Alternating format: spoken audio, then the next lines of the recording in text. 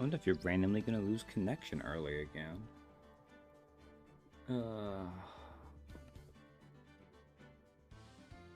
Honestly, like nothing I can do about that.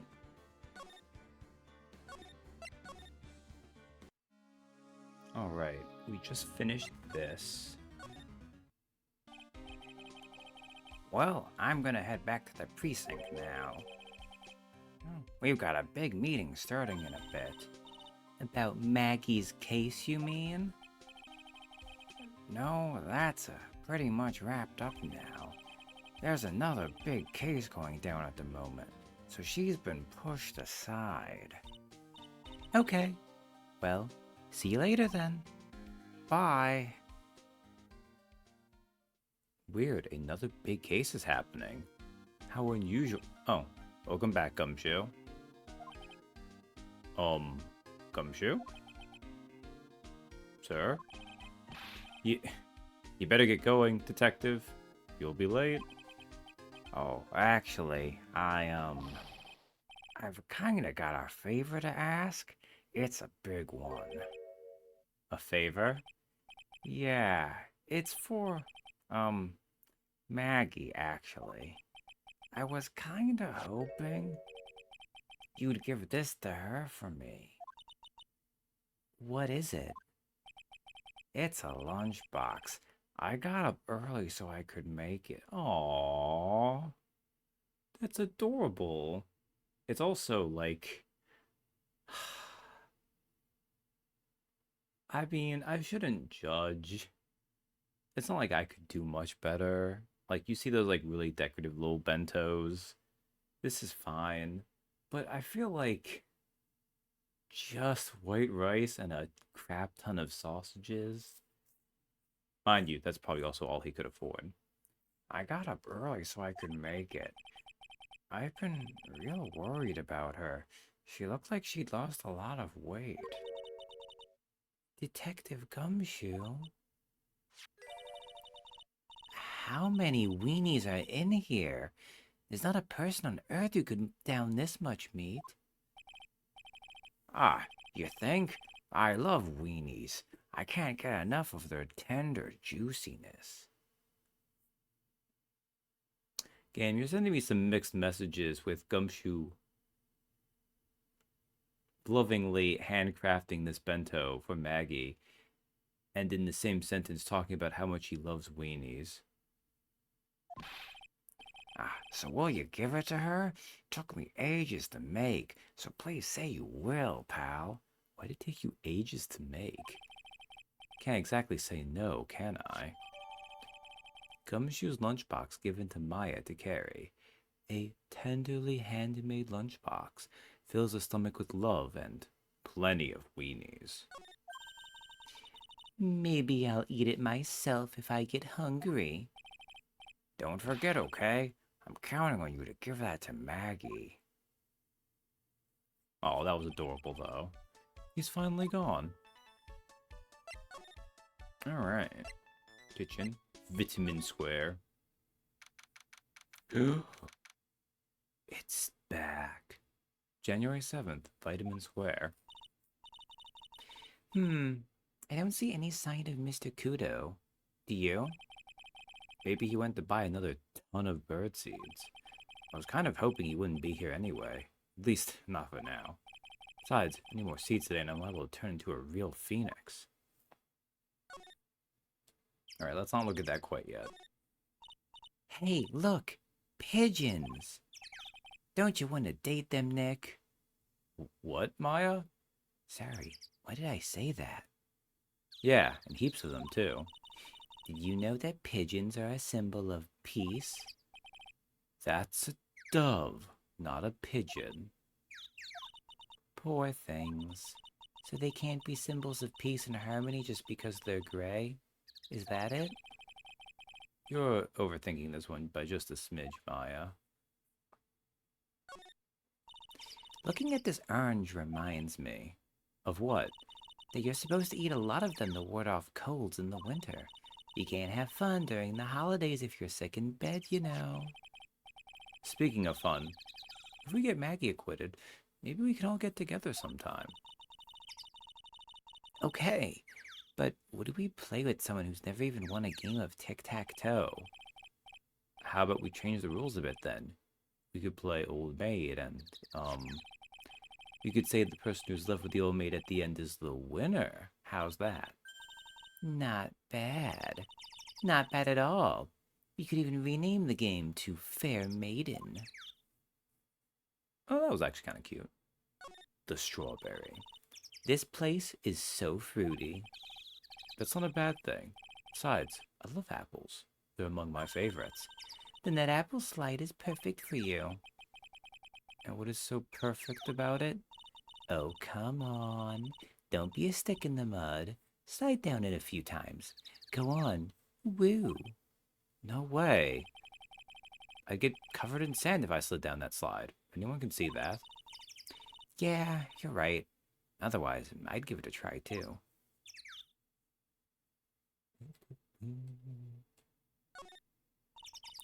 I used to love sandboxes like you would not believe. Really? You? Sure. Finding iron filings in the sand with a magnet was my favorite thing to do. Iron filings? Wow, that's too exciting for words. It was my ambition to collect every single shred of iron in the sandbox. I was such a kid back then. So, did you manage to get all the iron? No, I never did. I think I came close, though. Come to think of it, I still have all the iron filings I found way back when. You want them? No. Alright. Is that everything but the ominous scooter right there in the front? Hey, check this out. I wouldn't get too close to that if I were you. Otherwise, you might be in for a shock. My phony must be lurking someplace nearby. Just imagine a tiger loose in the city. Meanwhile, the real Phoenix is like an abandoned chick, lost in a vast urban jungle. Huh? Don't worry, someday you'll grow up and become a ferocious tiger too. Don't lose hope. Why is she trying to pep talk me into becoming my phony? Alright. Tenderlender.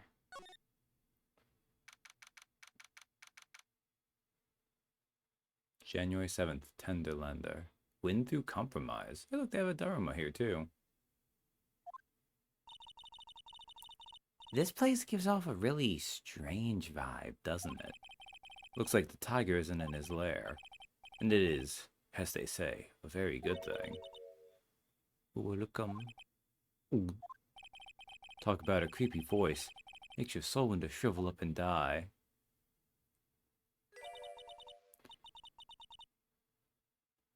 Okay. You're here to discuss a loan? No, not exactly. The manager is away at the moment. Wait quietly, please. She's gone. Just like that. I guess we'll just have to come back another time. But this is the perfect opportunity, Nick. This place reeks of suspicion. Come on, Nick. Let's take a look around, okay? Do you think it'd be okay? Of course. No one will ever know. A coffee? Ah! I'll leave it here for you to enjoy. Quietly. Yes, thank you. Do not touch the desk, please.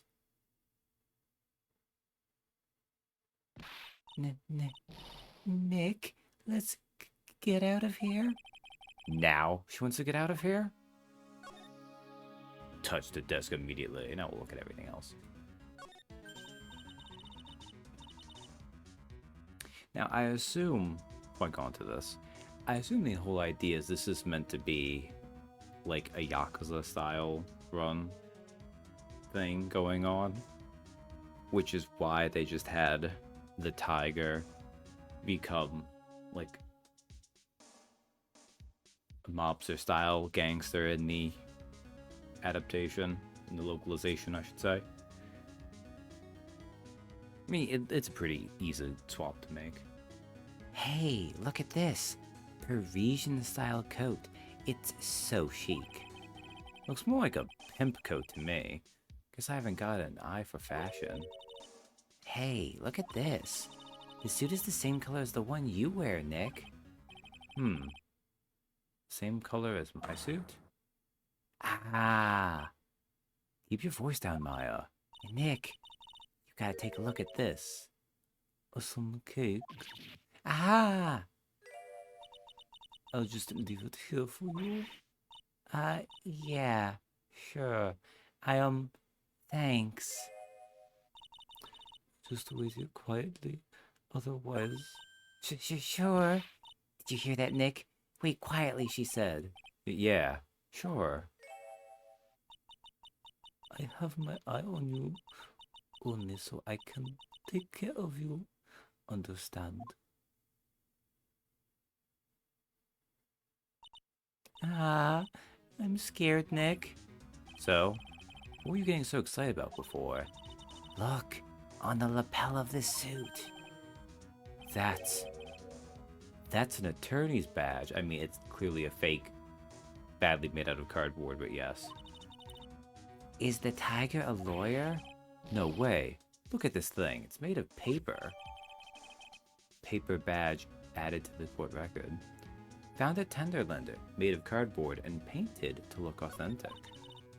For some reason, your badge suddenly looks really cheap to me, Nick.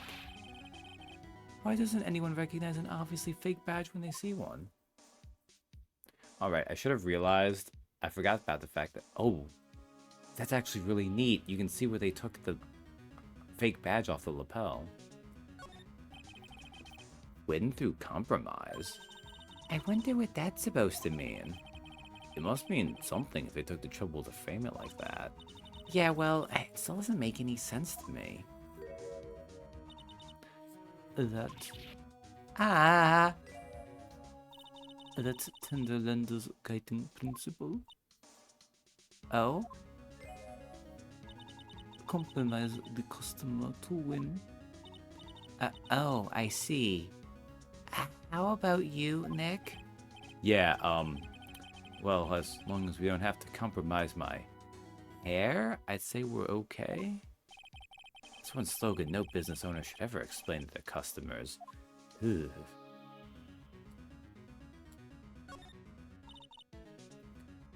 What's this? It's a punching bag. What? No way. You wouldn't catch me walking around with a bag like that. What do you mean, walking around? The design's gross to start with, and it's way too heavy to be practical. Oh, I didn't know we were watching Wednesday. She has that look to her a bit, doesn't she? This character I didn't remember existed until partially into this case. And why is it called a punching bag? Don't people know messenger bags are in? I knew it. I was right before, back at Trilogy.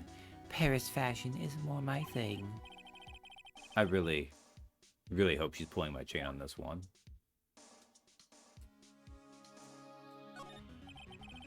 That's one impressive desk on one impressive rug. It's solid gold, Nick. Gold. Just look at that shine. Only real gold shines like that. Would you really want such a shiny desk, though? I don't know, but let's see what it's like to sit at a solid gold desk. Wow, I'm completely dazzled.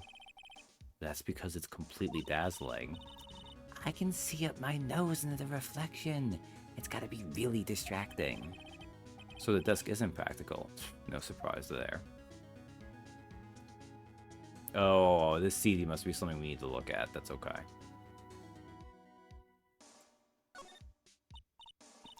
Oh no, someone's dropped the ashtray on the floor. That's going to be a nightmare to clean up. Yeah, it's all over the rug and everything. I accidentally knocked over a really big space heater once. Cleaning up was such a pain.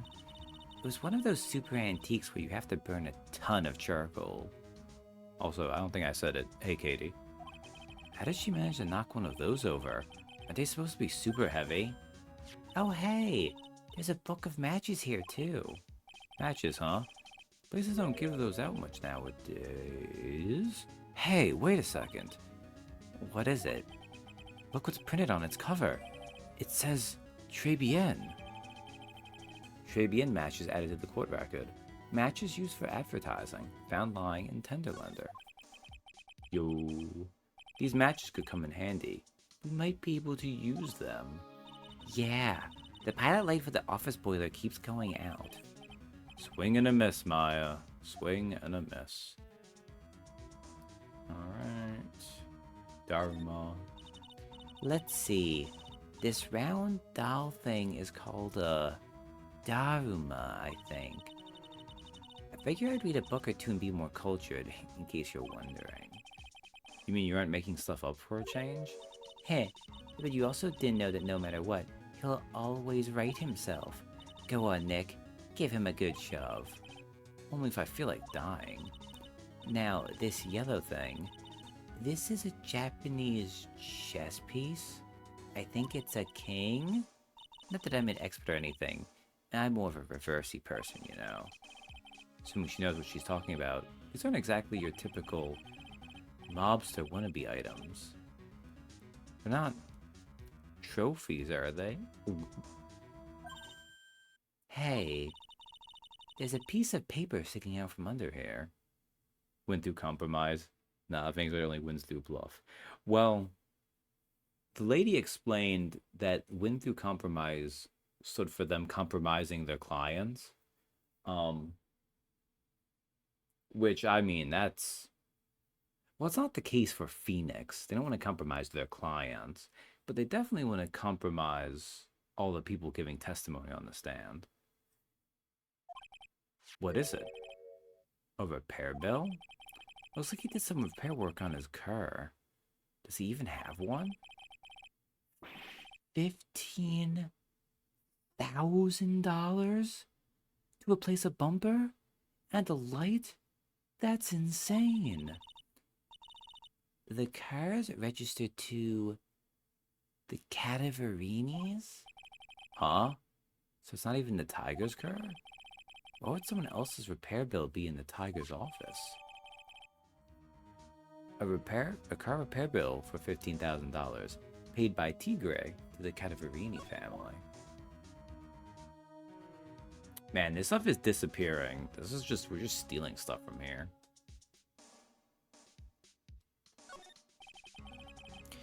There's a CD player on the desk, but the desk is so loud, it's a wonder you can hear it. The lid's open.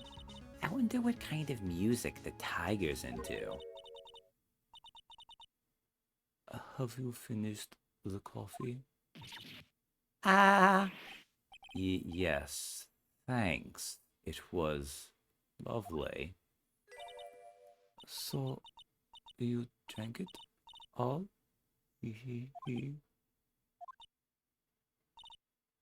No. If you touch anything else that doesn't belong to you, there's always another cup. That coffee! It was laced with something. I'm almost sure of it. Nick, my stomach, it's killing me. Oh, wait. Maybe it was just the burger I ate for breakfast. I sure hope so. We better take a look at that CD while we're still alive and have the chance. What the? What? It's not the Rocco soundtrack, is it? Claw of the Tiger? It's the Claw of the Tiger. It's the... Well, okay, if we're doing like the variant, it's not the Will of the Fight. It's the Wisdom of the Fight. I don't know. It's a demo CD. The artist's name has been handwritten on the disc in pen. MC Bomber. What? This must be the CD Maggie told us about. Let's listen to it. I bet it's heavy metal. No way. That woman will make us drink more coffee if we do. Man, it's a shame Captain was not here. Could have really saw off on a whole tangent about bad mouthing coffee. Where it's not even actually poison, it's just the idea of them having to drink the coffee. MC Bomber found at Tenderlander a sample disc with the name written in marker. Whoa.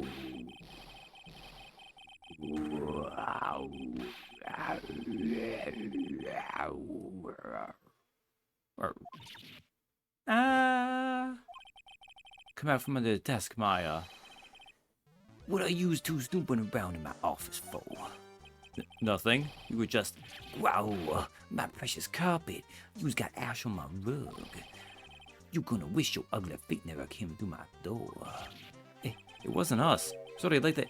Yous wanna argue with me? Is that what you doing? You think yous can take me on? I'm gonna find yous two into pancakes and turn yous into my new rugs.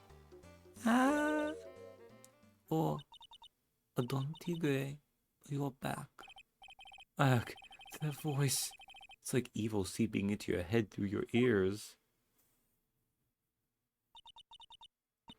I'm sorry, Don Tigre. I knocked over that ashtray earlier, and... Eek. Has she got a death wish or what? Ah. Okay. You know what? I remember the dynamic now. It took me a second. I should have put that together earlier with the bandage on her head, too. Oh, right. Huh? Forget about it, Violetta. It's nothing. What? What? I ain't gonna get mad at you. You too cute, you hear? That's so unfair. I mean, she is kind of cute. You know, I mean, if you're into that Wednesday Addams look. Here, have some cookies. I just baked them. And you'll need some strong espresso while you're discussing your loan.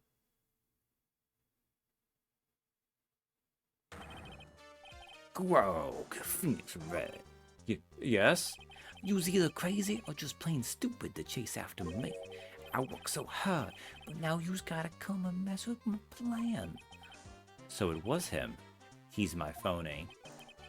But I don't care. No one gets in my way. What? I mean, excuse me? You should have left the little girl at home, right? I have a few things I want to ask. Whoa. Ah! No questions. This is the last time we'll meet. Ugh, wait, please. That was pretty weak, Nick. Wait until he was out of earshot before you shouted after him. Like, you're one to talk. I didn't hear you scream hold it either. The espresso. Ah! And cookies. This woman is definitely not good for my heart. Now, what was it the tiger called her? Violetta? Hi, we can talk to her now. Do we have a thing for her? Well, we don't have one for Don Tigre yet. Violetta, age, question mark, question mark. Possibly part of the staff at Tenderlander, a thoroughly bitter person. Oh no. I mean, the head bandage is not really doing too much, but kind of straightforward. Alright.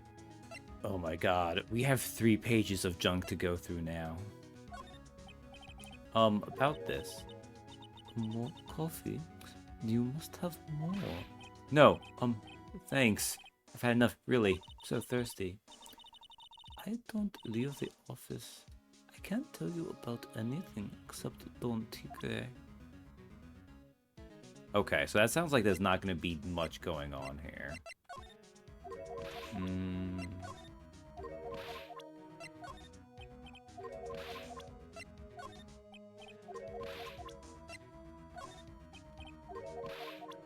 It might not actually come up. Do you say anything about this? Okay, if she doesn't mention that, then...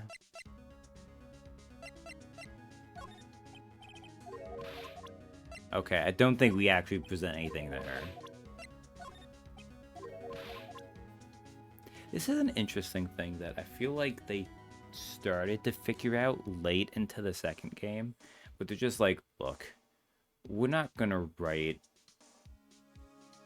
hidden dialogue for every single goddamn character for every single thing, or even part of it. Some of them we're just gonna be like, no, it doesn't come up.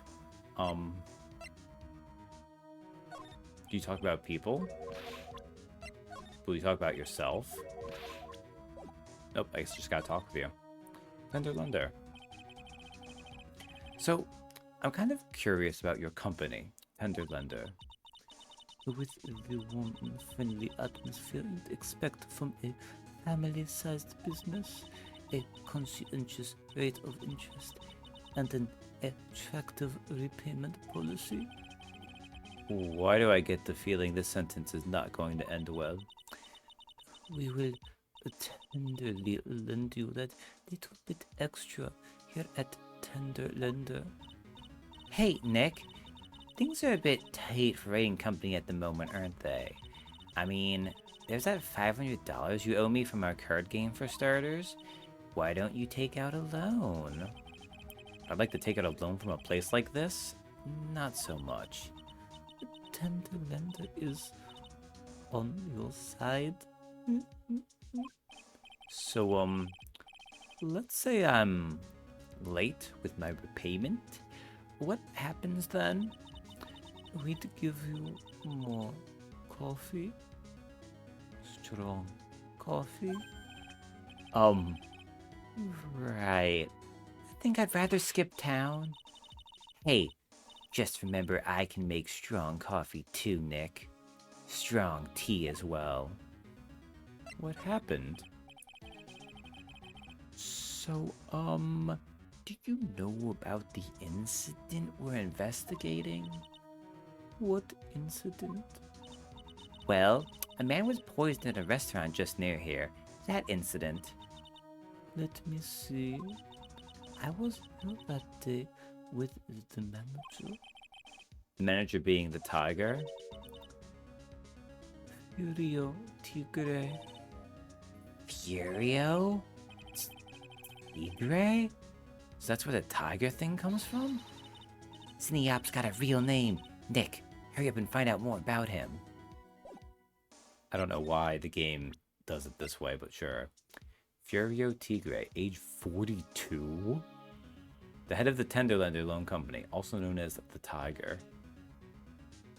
I guess when you spray tan yourself a red-orange, it covers up age. Can I ask you about the tiger? I mean, Mr. Tigre? He willingly looks that way. Cookie? Sure. How do you like my cookies? I baked them myself. Go ahead, Nick. The honor is all yours. No. Ladies first, Maya.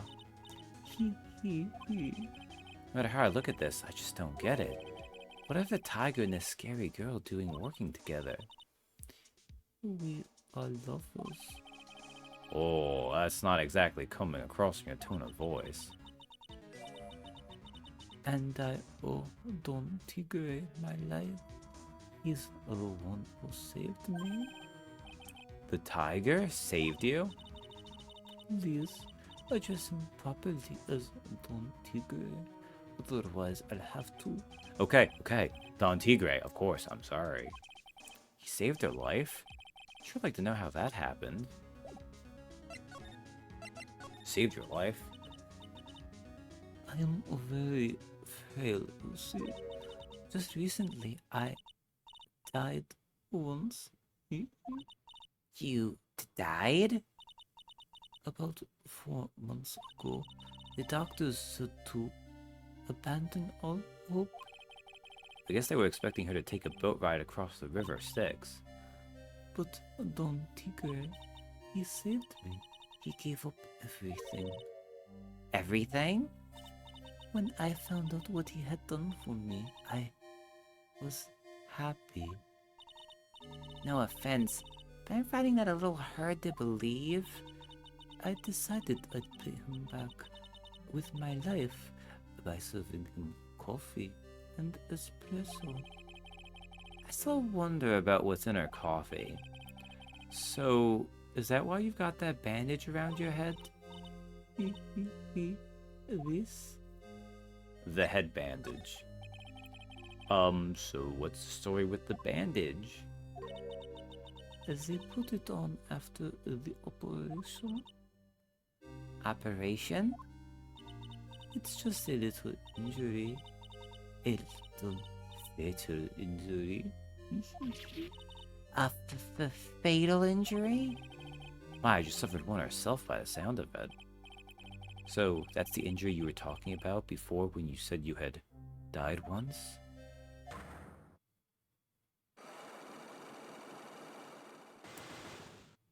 Ooh, that's 4 Cyclops. Erg, she really creeps me out, Nick. Same here. We've got to find out the truth. Okay. We have this now.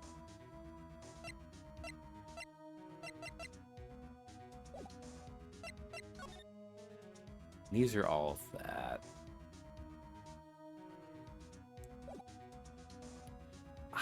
Should I murder you if you get it wrong? That is a lot of lots.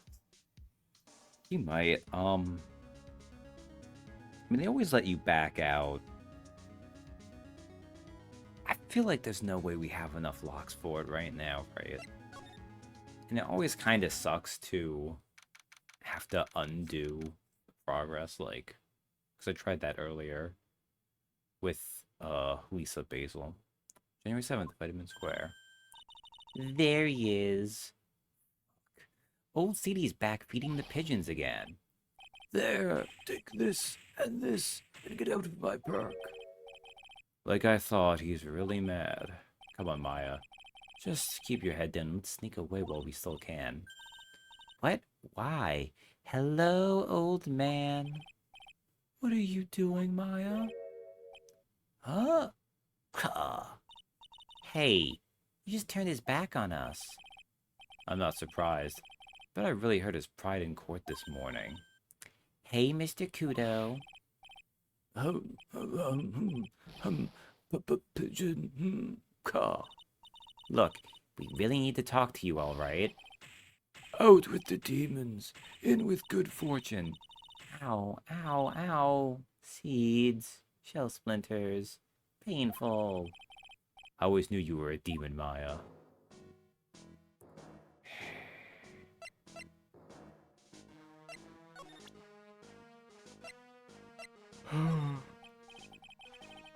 Would you mind taking a look at this? Excuse me? You let me get 1,000,000 of my grumbles off my chest, and I'll take one quick look.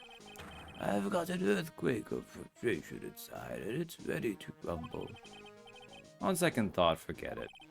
1,000,000 grumbles for one quick look doesn't sound like a good deal for me.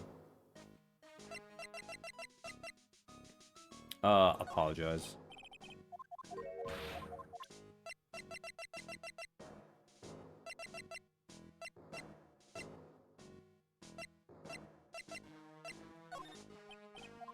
Alright, I probably just have to talk to him.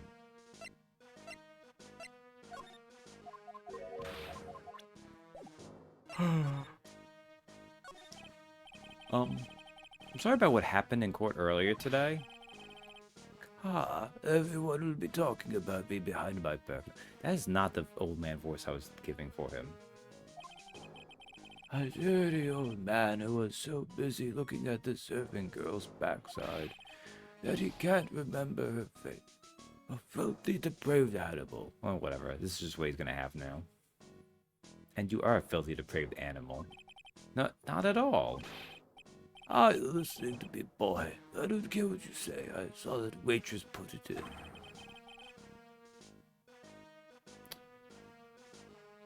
Very interesting.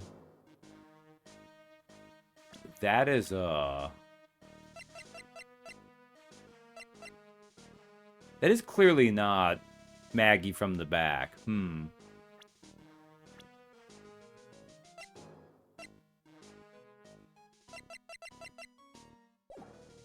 Yeah, that is. Oh yeah, it's totally Maggie. I'll be honest. The police say so. Uh, I forgot that there is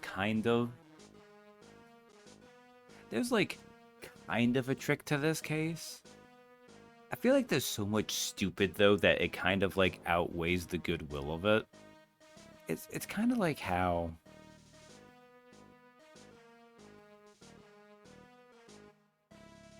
well, one, I guess it's kind of similar to the second case in a way. It's different, but it's like the circus case too, where like you get to the end of the circus case and you learn the drama of the circus and why Acro did it, and it's like honestly, the fact that there's any redeeming parts at all makes it worse. Oh well. She put some white powder into the young lad's Java Cheeto. We hear you. And another thing, the young layaboutt was wearing an earpiece on the same side as the lens of his broken spectacles. We're really sorry. So I made a little mistake about the vase. So what? I know what I saw. I tell you, I tell you, I tell you. Okay. Take it easy, please, Mr. Kudo. Don't tell me to take it easy, you spiky-haired rat. Take this. Murderer. You said you were a craftsman, right? Ah, the modern world casts honest craftsmen like me aside in droves. Surely it's not that. I come from a long line of craftsmen, right back to the time of the shoguns. Do you hear me? I didn't become an embroiderer. I was born one. Actually, I'm kind of in the same situation myself. I, I wanted to stick my fingers up that dribbling old judge's nose Gross. and scream right down his ear hole. Objection! Oh, so did you want to become a lawyer when you were young? Also, this is one of those moments where I'm like the curse of the objection counter, but it doesn't have the thing going on, so it doesn't count. I don't think that's quite it, Maya. I think it's just in a bad mood. That's all. I've got a tsunami of frustration inside, and it's ready to burst out. Let him start rambling now. We might never shut him up. What should I do?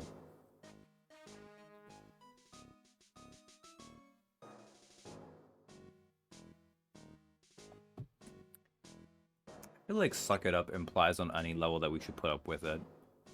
So we're just gonna try to cut in. I don't think it makes a difference either way.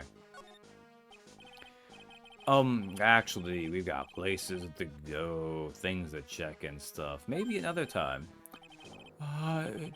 Whatever.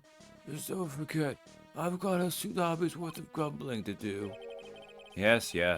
This girl right here is really looking forward to hearing it all. Honest. What? I never said that. Come to the place where I work then. Here, bring this along with you. What is this? It's covered in seeds. A discount coupon for a burger? You really want someone to grumble at, huh? Although, it is a burger joint.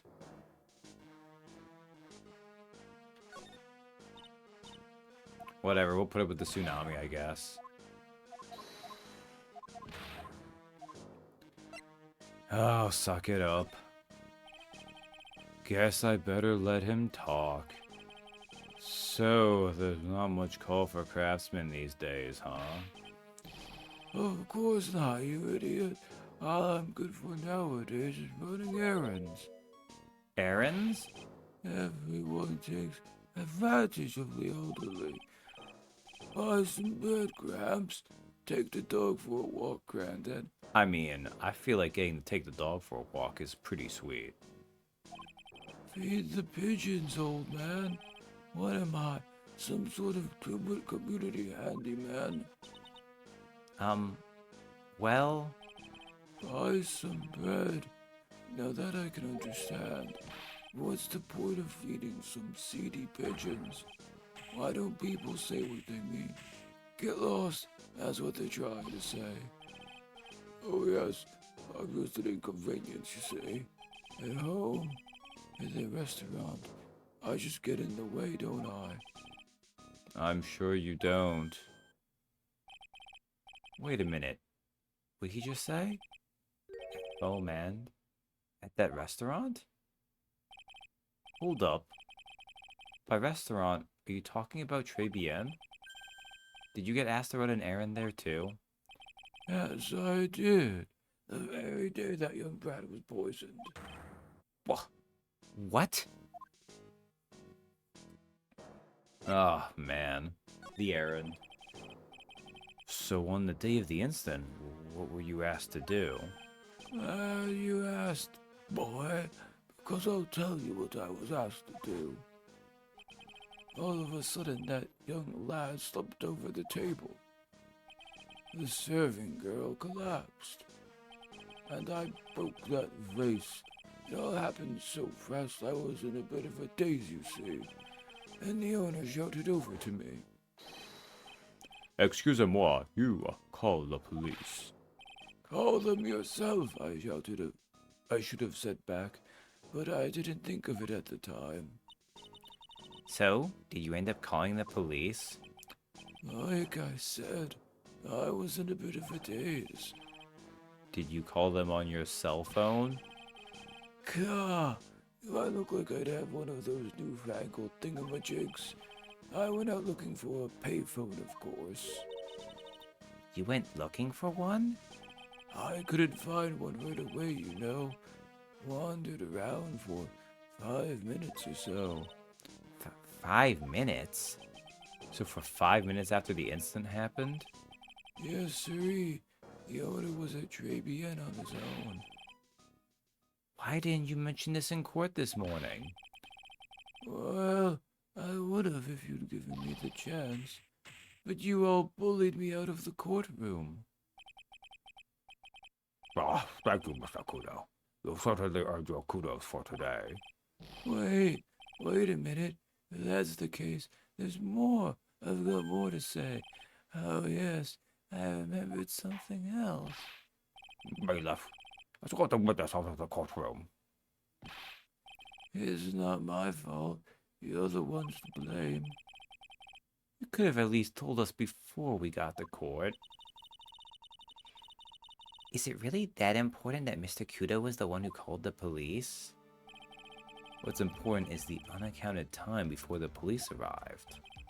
The victim was dead, and Maggie was unconscious, which leaves that that man, alone in the restaurant.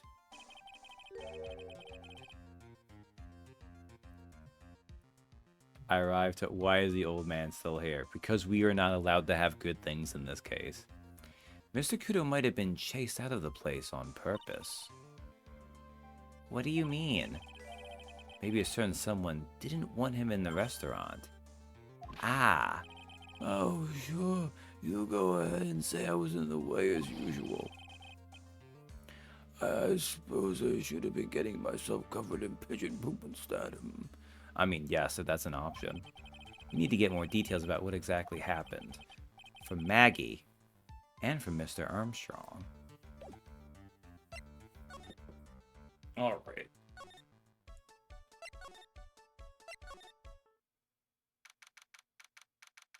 January 7th, Très Bien Kitchen. Hey, Captain.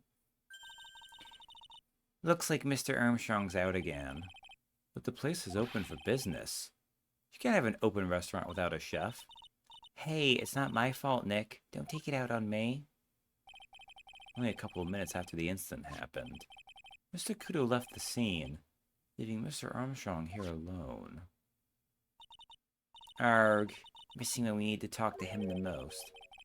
Maybe he's trying to avoid us on purpose. Alright, well that probably means we need to talk to Maggie first. That's okay.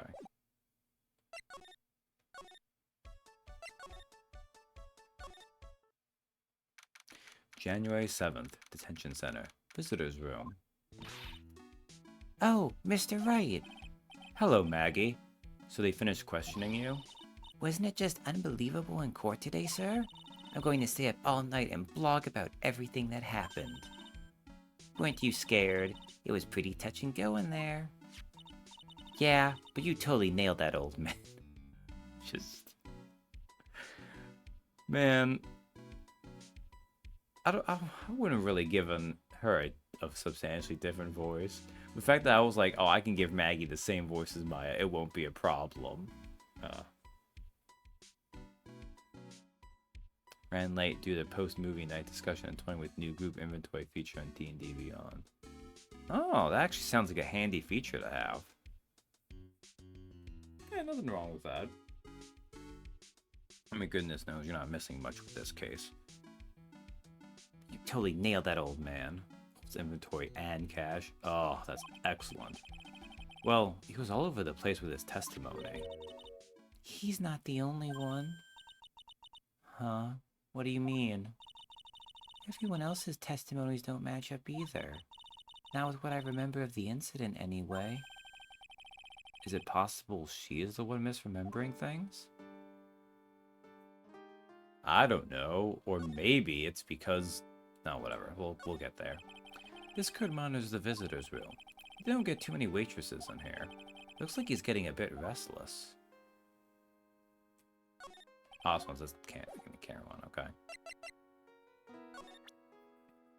Alright, Maggie might have everything to say about stuff now. That badge, is it real? Of course it's real.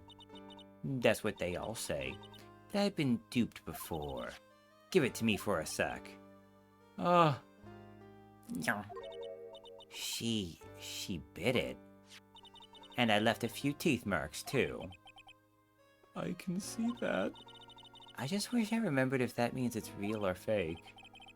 I said it was real. Magatama. I know I used to be on the police force, but I'm incarcerated now. I don't pick up much information in here. All I can help you out with now is the menu at Trey BN. Hey, come on, Maggie. Don't let your spirits fall. Alright, I think none of these have really changed, but we'll go through them just in case. That's the paper the victim had with him, isn't it? That's what we think, madam. I kind of remember him having a paper, actually. I remember something about this MC Bomber, too. It was written on the CD that disappeared as well, wasn't it? I don't suppose it makes any difference if there was one CD or two, right? Just thinking about the trial that day gives me the creeps. Was it that bad? Don't forget that was my phony, not me. He was supposed to say, surely the defendant isn't the real criminal. But instead he shouted out, surely the defendant is the real criminal, by mistake. Oh, ouch. Like I said, that was my phony, not me. I don't want to think about it anymore. Trust me, neither do I. We could give her this thing of jobless thing. She's gonna need it after this. Although we find out she's gonna become a security guard, so.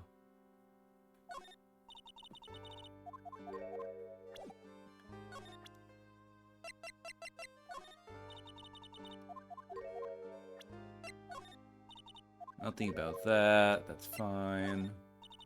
Nothing about that. That's also fine. Oh, wait. Never mind. I'm going to have to redo this. I should have realized this was going to be different. I feel much better after the trial this morning. I've been a bit of a courtroom proceedings addict for years now. Feels like forever since I saw a witness as slippery as that old man. He's not really that bad of an old man, though. Still, I feel a bit uneasy. Huh? I thought you just said you felt much better. Maggie, please.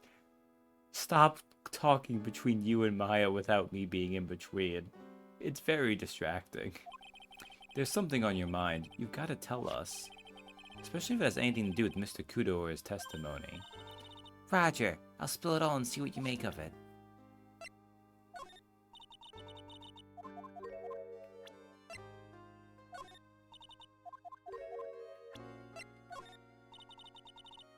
Okay. That's the cup I took over to the table, sir. But I didn't put anything in it. I could never do something like that. That's right. You could never do anything like that. Oh, I'm not good at carrying those large trays, you know. Trying to balance a tray with one hand and put something in the coffee with the other. That'd just be asking for trouble. I'd drop something for sure. That's right. Is she expecting me to claim that she's too clumsy to have committed the crime? I mean, you know what? For a Phoenix Wright character, that feels like a very valid defense, actually.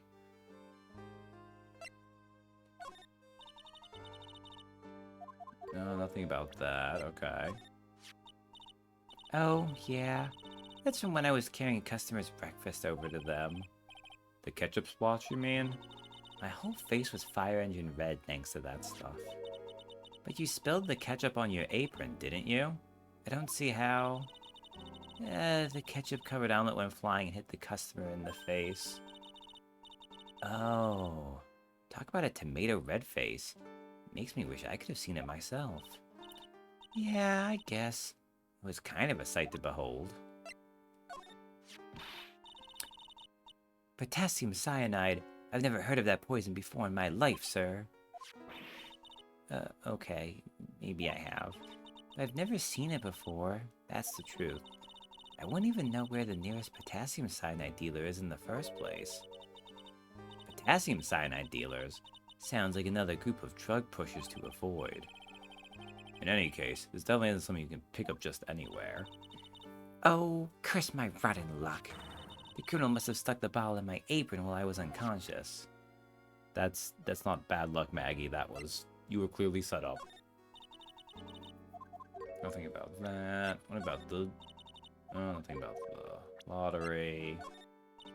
Nothing about Glenn's calendar, which makes sense.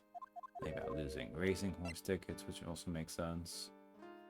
Oh, Gumshoe's lunchbox.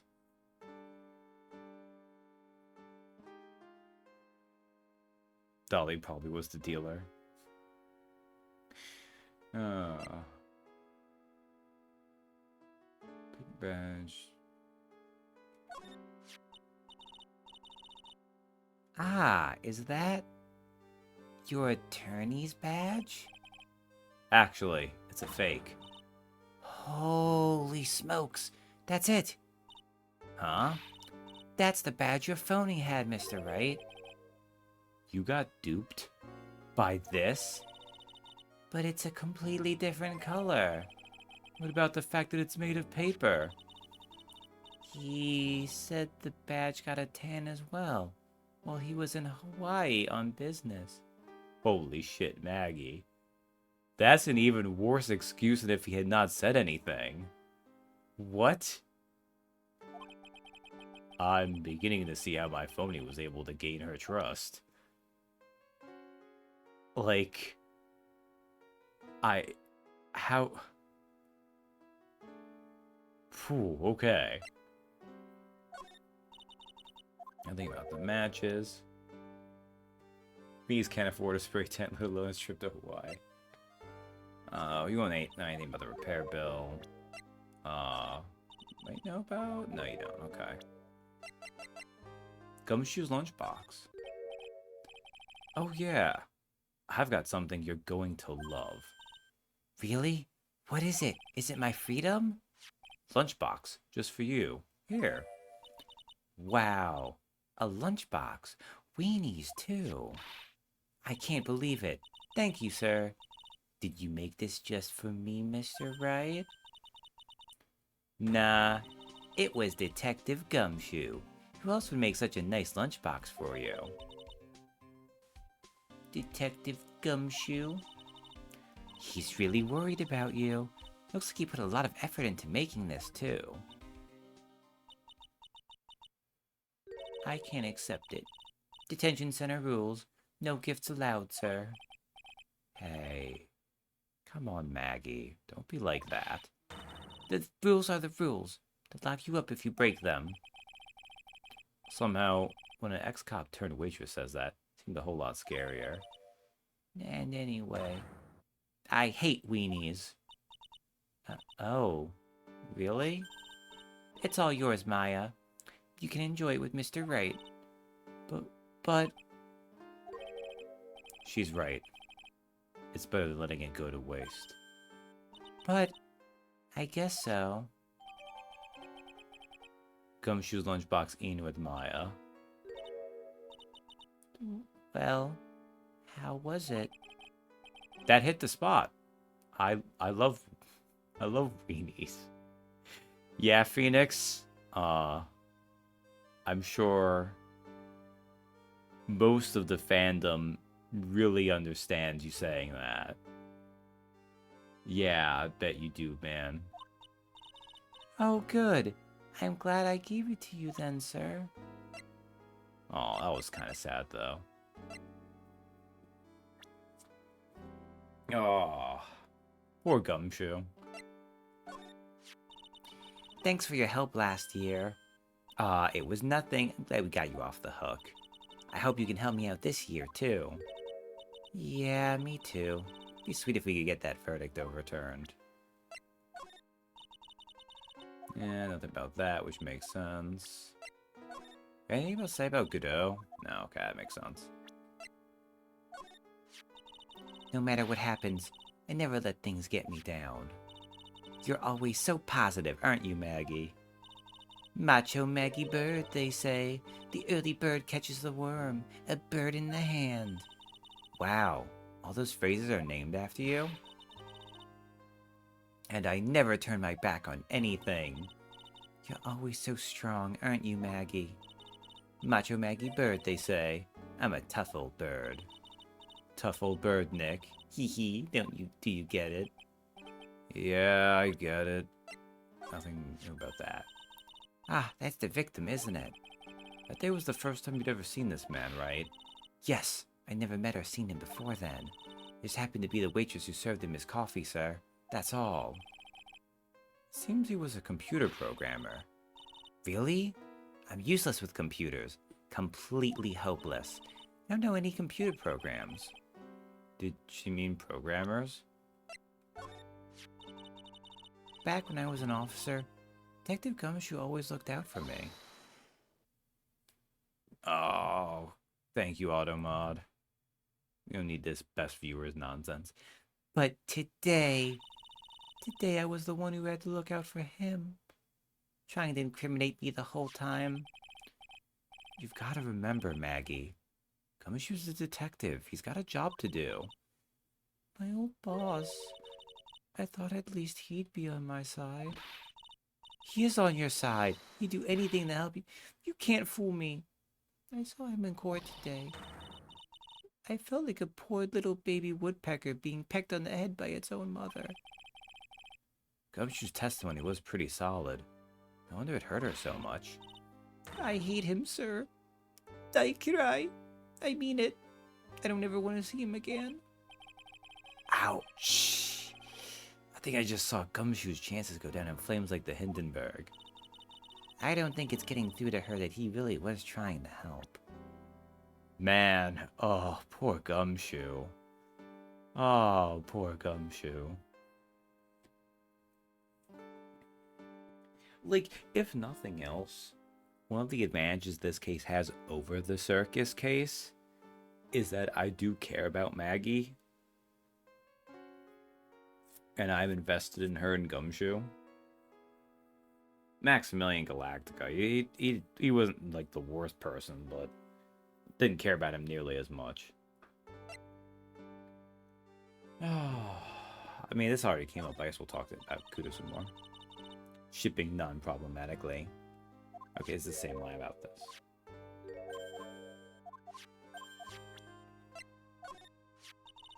Mr. Armstrong was very good to me after I was fired from the force. I can't believe someone as nice as him could have anything to do with this. Well, in the time between the victim being poisoned and the police being called, the only person who was on the scene and had a chance to do anything was Mr. Armstrong. There was no one else there. Now, Mr. Armstrong wouldn't set me up, would he? Oh. I don't think she'll know Lisa Basel at all, but Yeah, I don't think so. You would know about Violetta. Now, what about Furio Tigre? Holy smokes. That's him. Huh? That's your phony, Mr. Wright. Just look at that ridiculous suntan.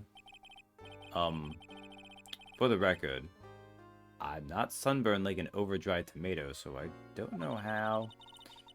He told me he'd been on a business trip to Hawaii and that's where he got the tan. I'm not hearing this.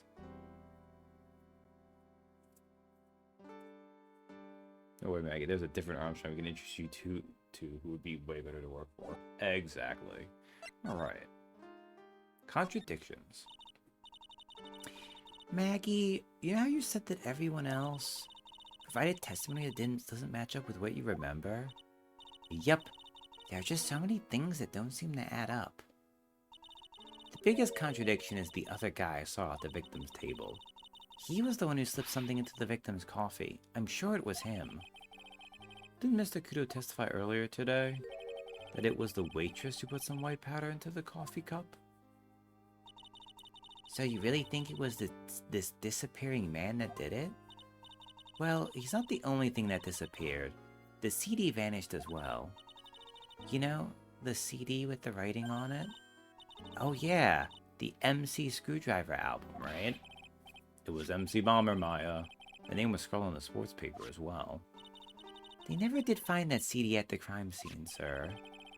For the victim's medication. That's gone missing too. Ouch, my head. It's getting way too complicated for me. After the incident, you said that you passed out when the victim, Glenn Elg, collapsed, right? Yes, it's so embarrassing. I mean, I used to be a cop. When I came to, the restaurant was buzzing with police. Before I knew what was going on, they arrested me, sir. So between the time the victim collapsed and the time the police arrived on the scene, you have no idea what went on at Très Bien. No, no idea at all. Why? Is it important, Mr. Wright?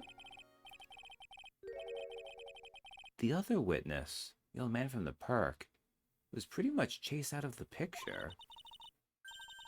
Chased out of the picture? What do you mean?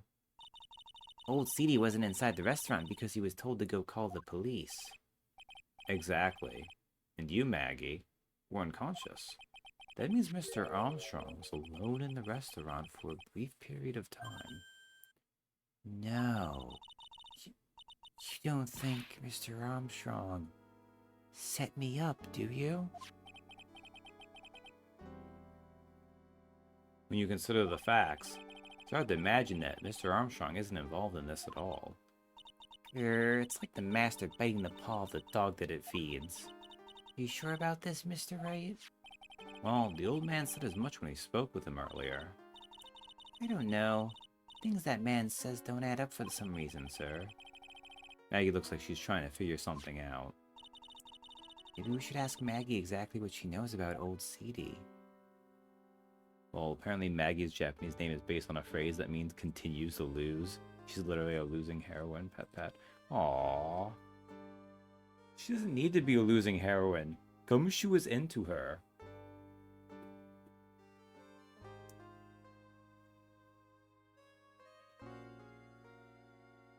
Oh well. Sometimes you still need to be a losing heroine even when there is someone who's into you. Victor's testimony. But Gumshoe is going to disappear apparently.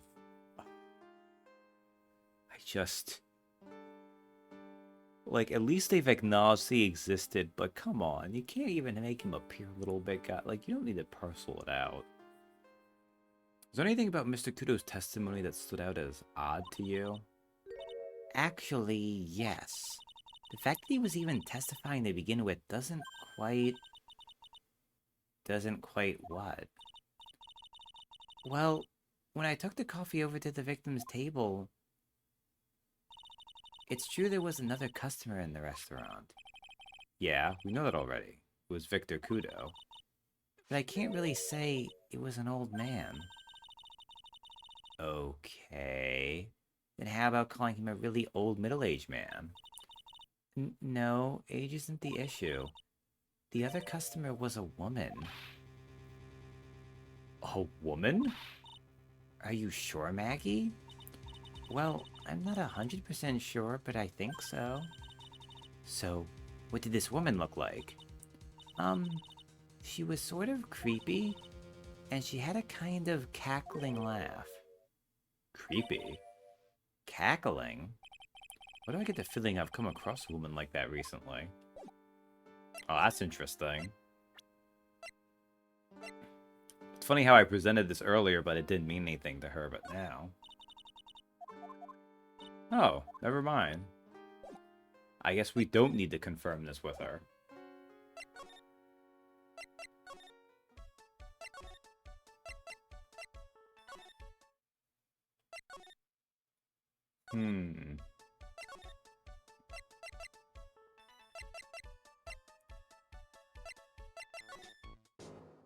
It felt like we really have to... There must be nothing you have, but I'll try, I guess. No, I don't want to keep messing with you.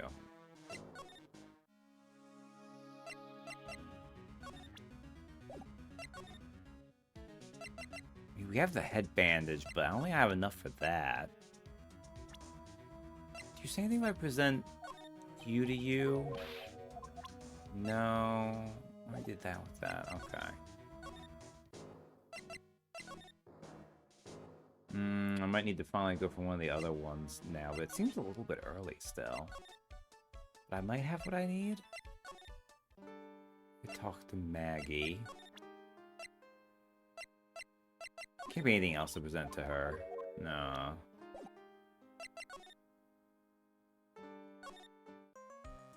This was nothing. This might not mean anything, but it might mean something. January 7th, Police Station, Criminal Affairs Department. Oh, the main server just went up in smoke. Why the heck isn't the press conference set up yet? The superintendent's here already. Yeah, there's a problem with the internet too. I already told you to stop using your computer, Chief. I'm watching videos online, catching up on my Asian soap operas. He's gonna have to wait, Chief. I'm throwing the switch. No, just when some young guy was about to confess to his son's hot-to-trot girlfriend. So, I have unfortunately poisoned myself with enough K-dramas that I legitimately was willing to believe that was a name until I actually was like, no, it's actually just some young guy. But, like, that pun did actually go over my head for, like, 3 seconds, and I feel bad. Wow, this place is really buzzing. Something must be going down. Something really big. Huh? What are you doing here, pal? Detective Gumshoe. Ah, you can't be here right now. You'll be roped into the briefing if you stay. Huh? We've got big problems here today. Why? What's going on? Oh, it's a virus. A virus. A virus? There's a virus ripping through the precinct's computer system. I really need to ask you some questions. Okay, these are all... Oh, the chief probably has something to say. This must be the chief of the detectives here. He looks lost, now that the power to his computer has been cut. Oh well, I guess I'll just have to read the paper now. Alternately, you could read some reports. Just a suggestion. What the heck is this? This paper's more than a month old, and someone's written all over it. Who's the clown that put this on my desk? Well, speak up. You just wadded up and chucked it in the trash. That's an important piece of evidence. Gumshoe knows what a virus is. This is surprise. Well, they're talking about it right now. I think it's just the recency of him getting exposed to it. That must be one of the detectives. He's mumbling something to himself. The batteries won't last forever. Remember that when you're having fun. In bed.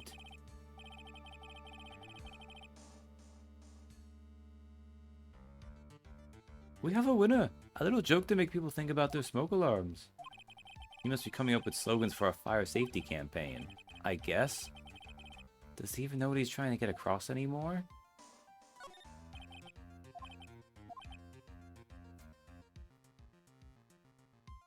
Like,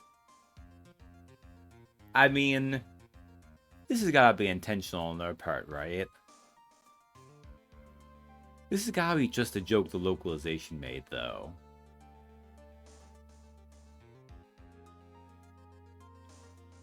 Like, there's no way in the original Japanese this is a vibrator joke, right? Like, it's incredibly random here, too. But, I don't know, I'm thinking about this too much.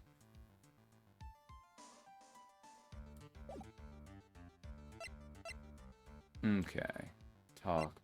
Present. Oh, God, Gumshoe. Well, we already presented most of this stuff to Gumshoe. What is new?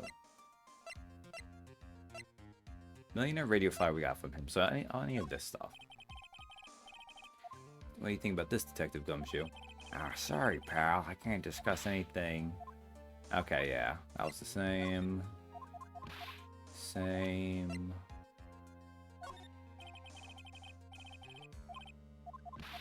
Oh, come on, Gumshoe. JBN matches? Nope. Okay, that's fine. Repair bill?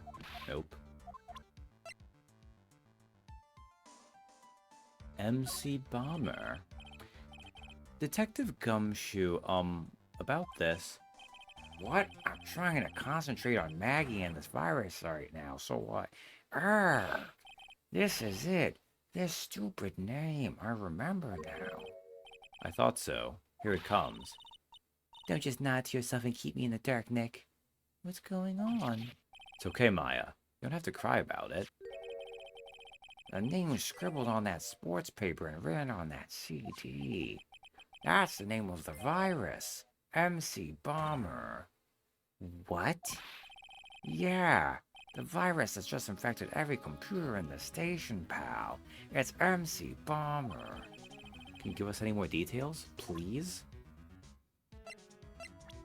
Cool, okay. I thought that was gonna come up.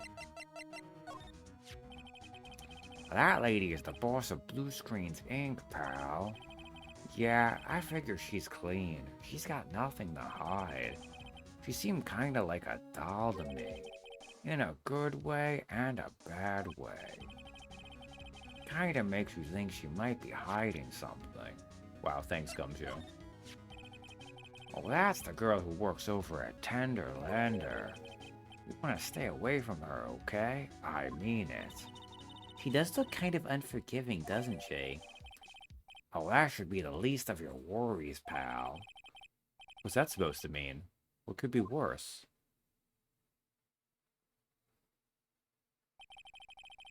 Wow. Gumshoe is actually being incredibly helpful right now. Her name's Viola Cadaverini. She's the only granddaughter of Bruto Cadaverini. Bruto Cadaverini? Do you know who that is, Nick? Never heard of him. Bruto Cadaverini's the boss of the Cadaverini family. The Cadaverinis? So, should I... Cadaverini? So I'm saying Cadaverini, like, obviously the pun's based on cadaver, right? Cadaverini, I don't know, it just doesn't sound right when I say it that way.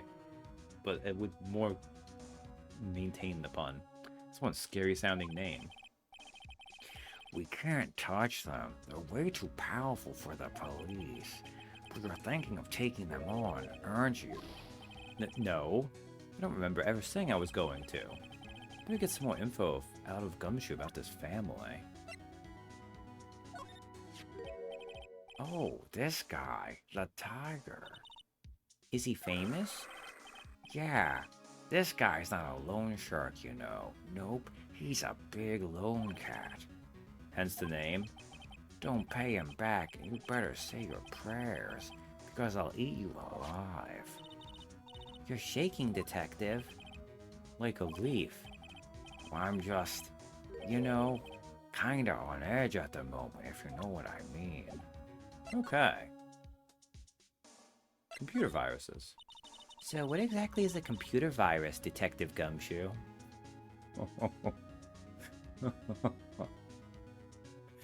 Well, Katie did ask Gumshoe knows what a virus is, so let's see.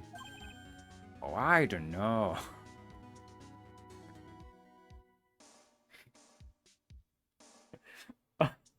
So easy. Oh, man.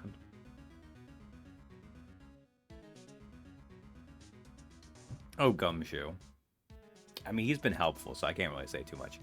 I don't know. What? Look, I just go with the flow, alright, pal? Yeah, I thought detectives were supposed to be somewhat knowledgeable. What's with that face, pal? You think you know what a virus is? Well, Nick, do you? A computer virus? Sure. I mean, only in simple terms, of course. Really? Wow, you know everything, Professor Nick. Yeah, I'm gonna call you Dr. Wright from now on. Hey, that sounds pretty cool. Don't you agree, Dr. Wright? Why do I get the feeling they're making fun of me? Okay, fine, I'm no expert, but I can at least explain the basics to the two of you. What's a virus? A virus is a program that gets inside a computer and causes damage. Damage? You mean it makes the machine go boom and explode? No.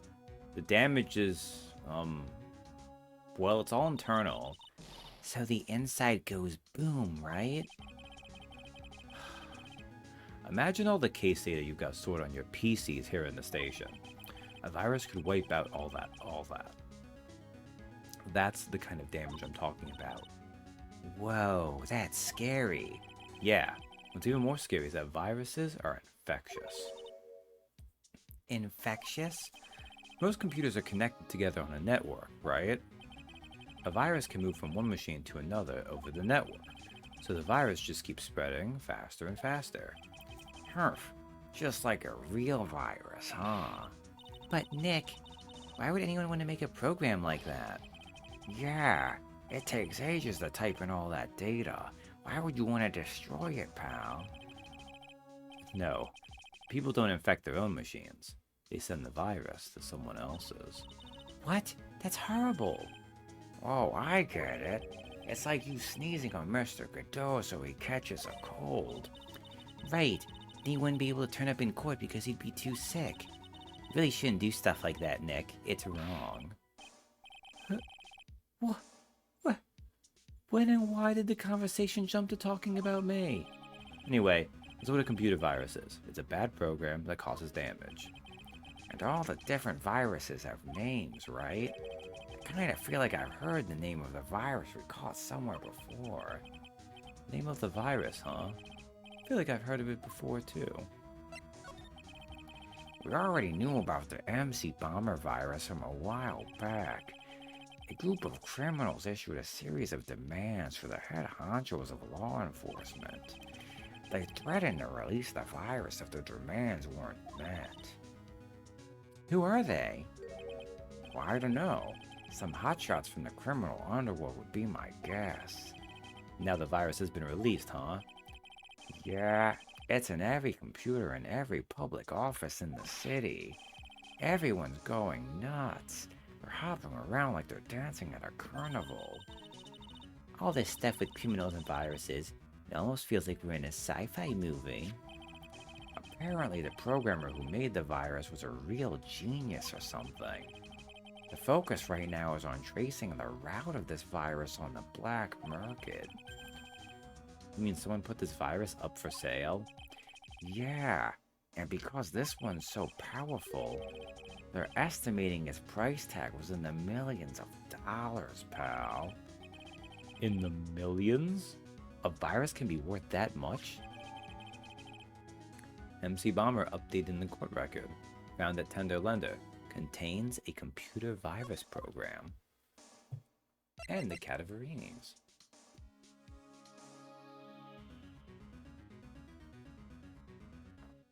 I think we might have enough to get through Lisa Basil's psych lock now. I'm not sure if I really want to get involved in this, but who are the Cadaverinis? Who are they? A scary bunch of people, that's who.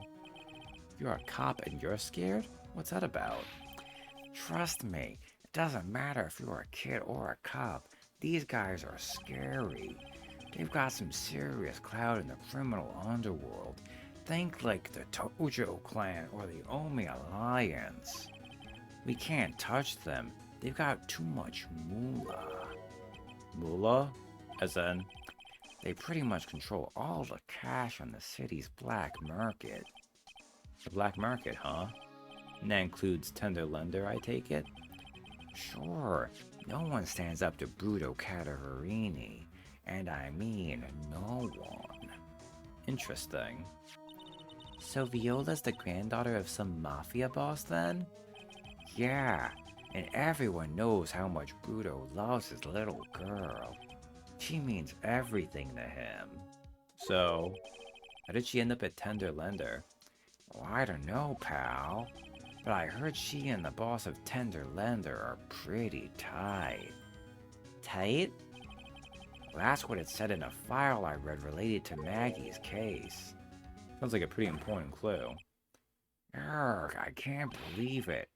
I almost forgot the most important thing. And that is? You know, the lunchbox. How did everything go? Oh, Gumshoe. Lunchbox? You remember the weenies?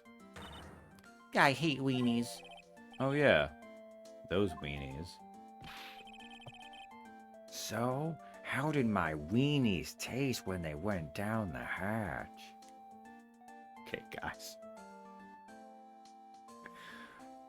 They were delicious, Gumshoe. You have the best weenies on the market now. Huh? Well, it was delicious.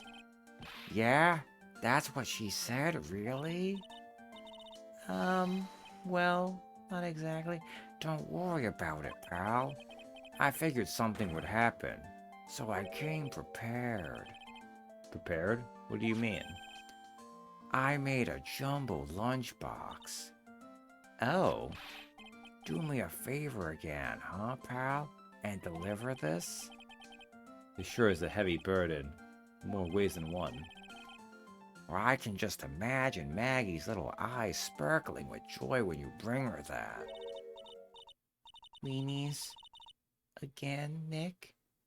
Tell me we don't have to eat all these too? Gumshoe's lunchbox given them Maya again. A tenderly handmade lunchbox fills the stomach with love and plenty of weenies. I really can't eat anymore.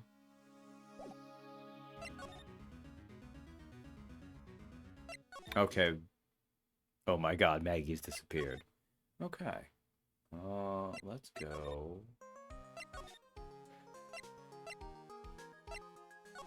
Okay, I guess it must have been from Trebian then. Unless Armstrong's back yet. No, he isn't. Okay, that's fine.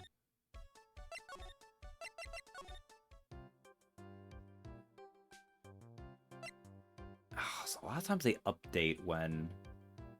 well, I'm gonna give it a try anyways. I feel like there can't be much more to have to do.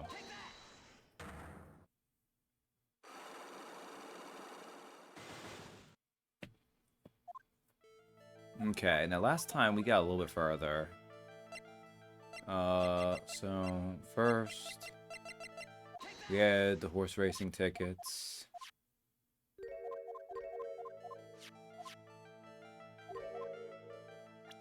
We also show the lottery ticket. Okay, it's the first lock on.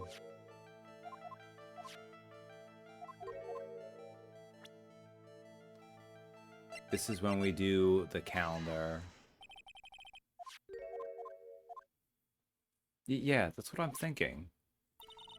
But I have never heard anything about this tiger before. Maybe he's not even human. Maybe he really is a tiger. I'm no programmer. Does you really expect me to buy such messed up logic? In that case, I think it's time to introduce you to the tiger. Vito Cataverini, age 78, head of the Cataverini family crime syndicate, seems to live for his granddaughter. Vito Cataverini, age 25. Granddaughter of crime boss Budo Cataverini, a thoroughly bitter person. head of Tenderland Loan Company, also known as the Tiger. Furio Tigre, aka the Tiger, is the boss of a loan office called Tender Lender. This is who Mr. Elg met with on the day of his murder. And the only thing a loan shark would talk with him about would be his debt. No. It's true that Glenn had racked up quite a bit of debt from his gambling habit. About $100,000, I think. $100,000? Ouch. But I heard he won the lottery, so he should have been in the clear. Shame Maggie couldn't get a bit of that good luck. Okay. So the guy got lucky and won the lottery. But what if he hadn't won? What was his plan then? Well, this isn't easy to say, but he said he would use his talents to repay the money. His talents? I suspect he was talking about programming. What computer program is worth $100,000? Perhaps you good people should leave so I can get back to my work. I'm so close to cracking her. The program in question, was it by any chance MC Bomber?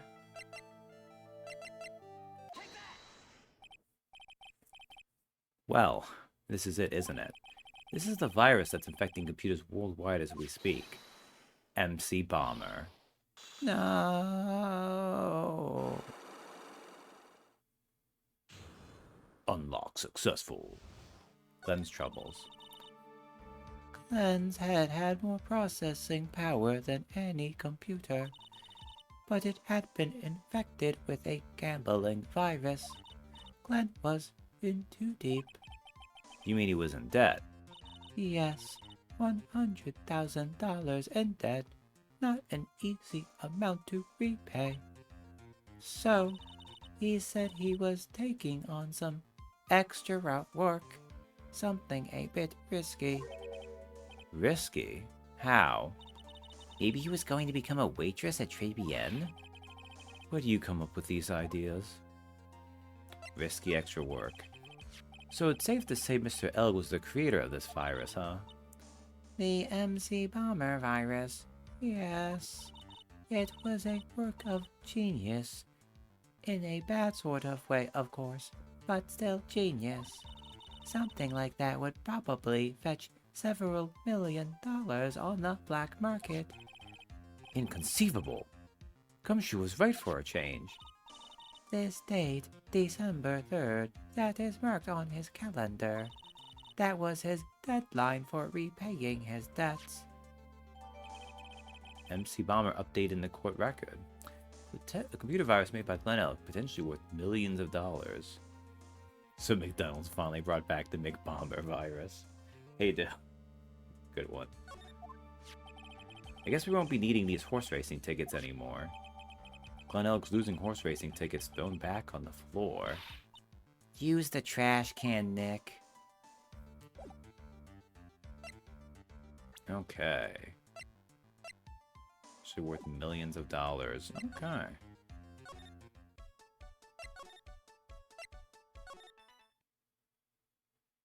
Armstrong's not back yet.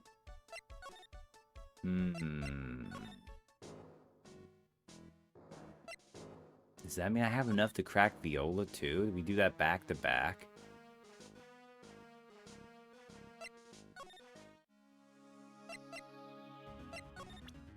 Well, if not, we'll give it a try anyways.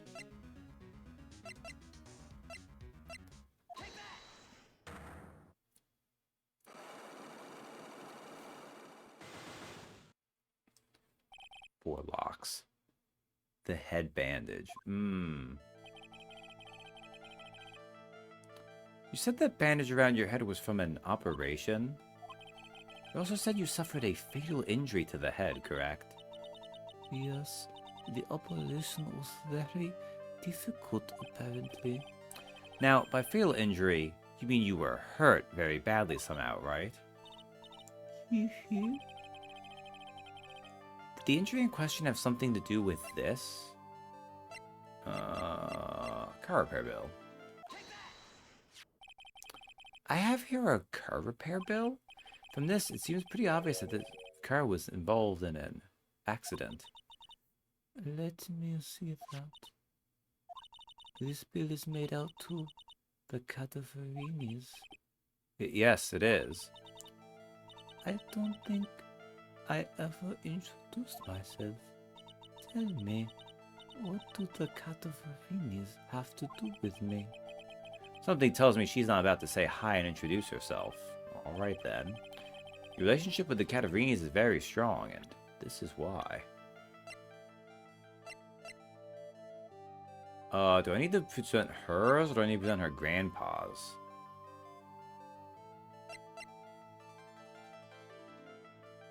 I'm gonna assume it's her. Okay. I know exactly who you are. Viola Cataverini. You sustained an injury in a traffic accident, didn't you? It happened about 4 months ago. I was driving in one of our family's cars when someone pulled out in front of me. It was a motorbike or something like that. I don't remember it much. Anyway, I swerved to try to avoid it, but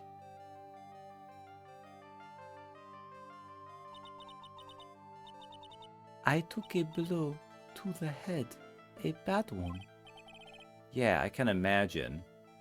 I'm trying. Like, I assume she hit something else.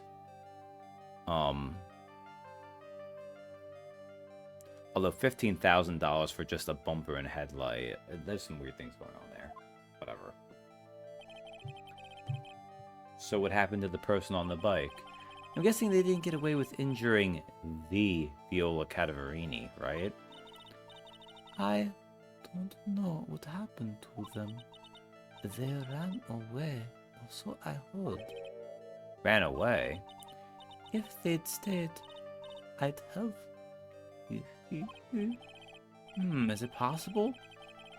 Could the person who have committed the hit and run have been Furio Tigre? It was this man, wasn't it?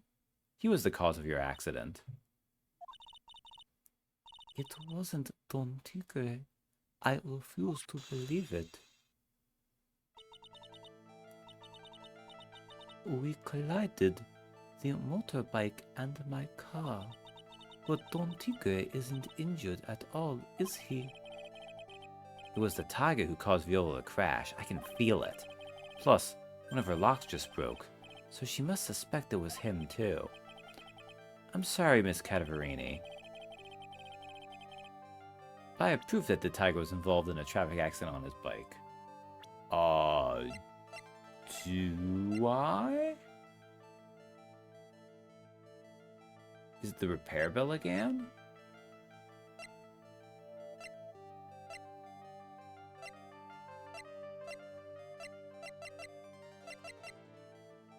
Is it the fact that this is messed up? Yeah, it must be the fact that the scooter's messed up. Okay. It's not exactly a motorbike, but Mr. Tigre rides around on a scooter, doesn't he? You'll notice that the front wheel guard is badly damaged. Miss Cataverini, you know the truth, don't you? This repair bill was paid by Furio Tigre. Cataverinis have known for ages who caused the accident, haven't they? It's possible, perhaps. Somewhere inside me, I know that may be true. I knew it. But Don Tigre still saved my life. The operation was very complicated. It was very, very expensive. How much are we talking? Very, very, very expensive. She seems kind of hesitant about giving me an actual figure. Back off. Well, anyway, it was the tiger who paid for it, right? After I recovered, Don Tigre told me. He said he paid for the operation because he cared about me. I believe him. Really? But do you honestly believe that to be true? Do you want to know what I think? I think the reason he paid for the operation wasn't because of you, but someone else. Your grandfather. Perhaps I shouldn't be saying this, but your grandfather, Budo Cataverini, controls a lot of dubious cash, right? And you are his beloved pride and joy. Sure, I don't know exactly how much the operation cost, but you weren't the granddaughter of Mr. Cataverini. Do you think Mr. Tigre would have paid the money? $1 million?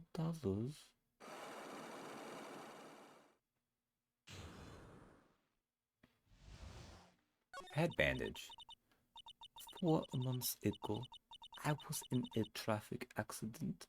That's why I needed the operation. When I woke up, they told me it was nothing serious. A simple procedure. Oh, really? Well, I guess if she recovered in 4 months, it couldn't have been too big. They said the operation cost $1 million. Eh, $1 million? My grandfather ordered Don Tigre to pay $1 million in compensation. Compensation, huh? It's underworld lingo for paying money to settle a score. Basically, pay, we'll get into some serious trouble. But $1 million? This has to be related to our poisoning case somehow. Compensation. I wanted to believe him. I wanted to trust what Don Tigre said. He said it had nothing to do with my grandfather being Buto Cataverini. I wanted to believe he helped me because he cared about me, not about my grandfather. I mean, he's 17 years older than you, girl. Like, yeah, 42 and you're 25. I mean, you're 25, you're allowed to make your choices, but that is a bit of an age gap going on there. Aww. The murderous mob granddaughter is sad, though. But I knew that wasn't really true. Wow, I'm so sorry. What he did to get the money it was evil. He said it was all for me, so I helped him. You helped him? In what way? Here, take these. What are these? Medical papers? I'm Buto Cataverini's granddaughter. He had to pay compensation. He was made an offer he simply couldn't refuse.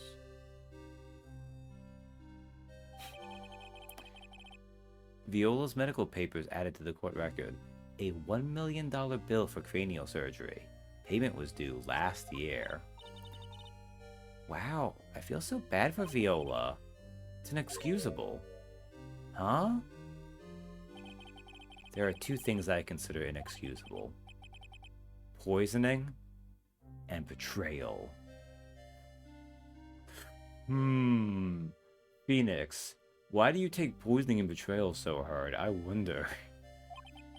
Only a coward would hurt people using either of these tactics. Is everything alright, Nick? We should get going. Right after we finish our espresso. Yeah. I'll need to convince Viola of anything else. So I guess I can get rid of this. Repair bill thrown into the trash. Okay. So I guess we need to talk to Armstrong now? Which I'd rather we not have to, but... January 7th, Très bien. Hey, bonjour. I have been waiting for you to return. Mr. Armstrong. Ah, good timing. I was hoping to find you here. I'd like to ask you a few questions. Well, he hasn't got anything to say to yous fellas. Ah, It's Zinniop. Who you calling Zinniop? Ah. Come out from under the table already, Maya. Okay, hand it over. What? Yous wanna play games with me? I don't recommend that. The medical papers now. Uh-oh. Oh. I think he wants Viola Cadaverini's papers back. You mean this? The $1 million medical papers? Miss Cadaverini trusted you. That's why she said that she helped you. Demon. Oh, hey there. Oh, forget about it. That girl's dumber than an eggplant. You just wanna know what's sad? I'll tell you what's sad. And it ain't on your face. She thinks she's got power 'cause she bruised a little girl. Now that's sad. I can't let you have these papers. Tomorrow in court, I'm going to expose what you did to get the $1 million you used to pay this off. Summons the Grey Knights. Are you crazy or something? I don't care if you want to give it to me or not. There's 2 of us here. You got that? 2. Unfortunately, Armstrong does kind of have massive arms too. Oui. Mr. Armstrong? Forgive me, the Soleil. I cannot argue with him. Erg, that really hurt. Is that all you's got? I'll be taking those papers now. Armstrong, get that lighter. Wait. Don't take it too hard, Phoenix Rat. That was so stupid. I shouldn't have let my guard down. Those medical papers were vital evidence. Ah, hold it, pal. Hell yeah, Gumshoe. Detective Gumshoe? Detective? You think you gonna stop me, Copper? Beat it, werewolf. Whoa, come on, Gumshoe, keep it together. You guys, get out of here. Leave this guy to me. But... Go, pal, and take this. If you get hurt, who's gonna look after Maggie, huh? Alright, thanks, Gumshoe. Wait, Nick, don't leave me behind. I'll get even with that guy tomorrow, in court. Tender lender is going down. Excellent. Saving, I turned system off. Oh my. Or 1. Also, this goes with the fact that Phoenix has been more aggressive in this 3rd game. He was going to square up with Furio Tigre. It's just then Furio Tigre was like, oh, there's 2 of us here, so. Almost makes me wonder if Phoenix could have taken him in a straight fight. I mean, I guess we could insert the fact that he's a fighting game character here, but...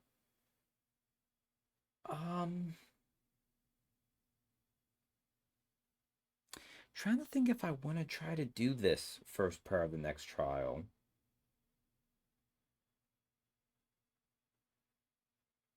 Like, I've got a decent chunk of time. I'm not too tired. My voice isn't really thrashed right now.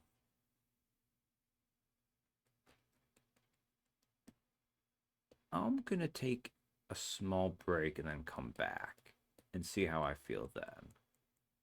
Although first, because I've learned this lesson, I'm not gonna leave you all just on the quiet save stage play. January 8th, 9:46 a.m. District Court, Defendant Lobby number 1. Good morning, Mr. Wright. Okay, now I'm gonna take a break. Be back in a little bit. Alright, I'm back. I hope everyone's still doing pretty decent on this evening, as it is pretty firmly evening now. Maybe I'll actually go late enough, although Sam might be able to sleep in now. We've gotten to the period where it's starting to actually get darker during the day and not get quite as early. Good morning, Mr. Wright. Good morning, Maggie.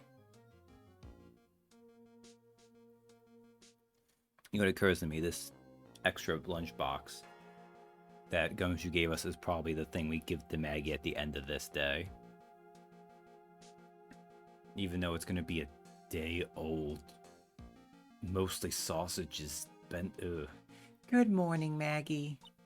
So, what do you think is going to happen today, sir?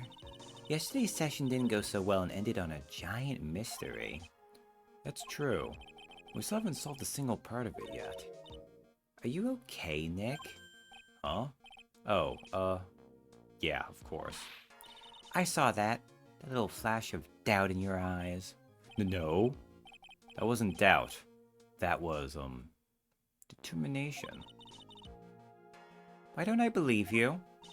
I don't know, because you'll believe any lie from some people, so. It's nearly time, Maggie. You better get going to the defendant's seat.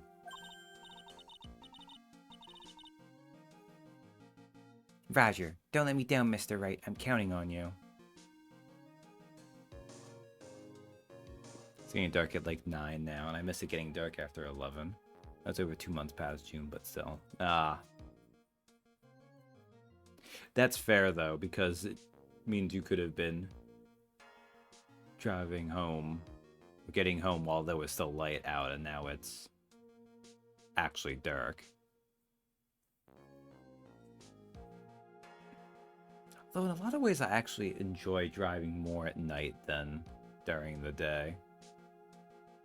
But I think that's just because when I was learning to drive, a lot of my time was actually night. So I'm counting on you. Yeah, sounds about right. Hey, pal. Hey, Detective Gumshoe. Quit stressing Maggie out. She doesn't need that. How did you know she was stressed? I was watching through the doorway. Oh. You look like you lost the case already. Show a bit of confidence, will you, pal? Come to 7, we'll get days where it's dark out by 5 if it's overcast. Ugh, I can understand that. That's a lot of time when it's dark. Here, maybe this'll help. Huh? Are you taking up aromatherapy too? Not in a million years, pal. Don't tell me that you don't remember this thing? Come to think of it, it doesn't look like one of those aromatherapy bottles. This is the small bottle that turned up in Trey Bien's kitchen a couple of days ago. Wow, look at all these little bottles. Oh, the aromatherapy oils. He's got so many, they're overflowing onto the floor. Hey, wait a minute. There's one bottle that's different from all the others. Well, what do you know? It doesn't have a label either. And it doesn't smell. We finally got the analysis results back from the lab. So, what is it? Is it the poison? Oh, I'm afraid not, pal. It's medication. Medication? Yeah, for ears. Topical use only, apparently. For ears? You mean... Yeah, it's the medication Glenn Elg was using for his ruptured eardrum. What was Glenn Elg's ear medicine doing in the kitchen? Small bottle refiled into the court record. The victim's ear medicine found covered in unidentified fingerprints in the kitchen. What about the unidentified fingerprints? Anything on that? Someone screwed up, so they only had time to analyze the contents of the bottle. Another hour and they might have gotten something on the prints, but... It's going to weaken its impact as a piece of evidence. Okay, pal, this is it. Make sure your defense is impregnable today, got it? Today's trial. I'm gonna expose that guy for what he's done. Well, my name isn't Phoenix Wright.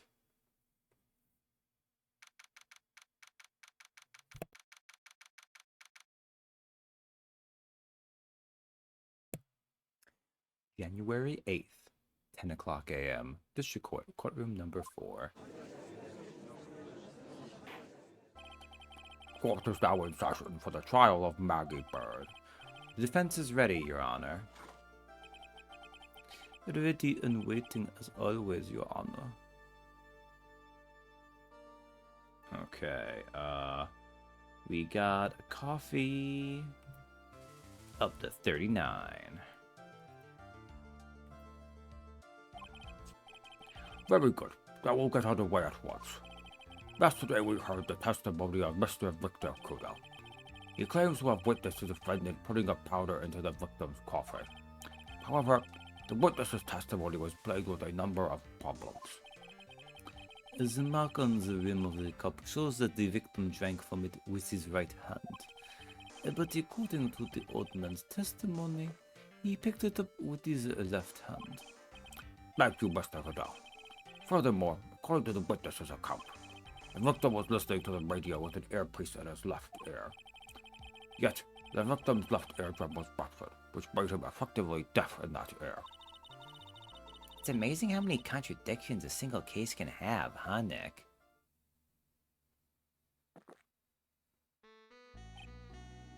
Allow me to enlighten you, Your Honor.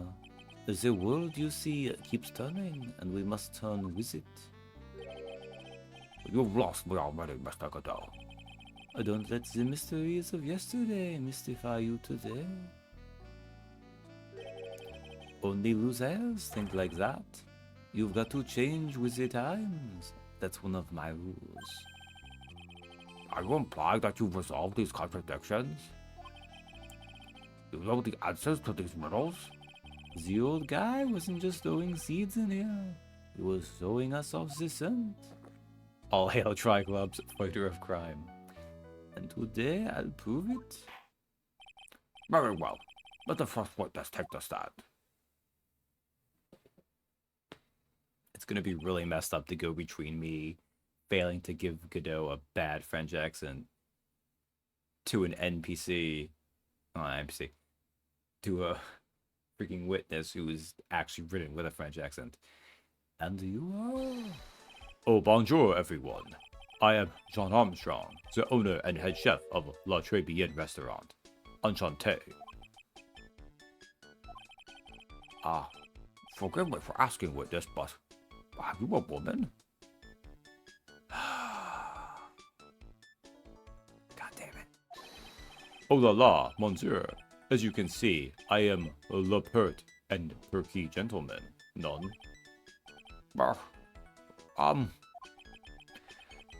On the day of the incident, you were in Chebien's kitchen. Isn't that right? Was you, monsieur?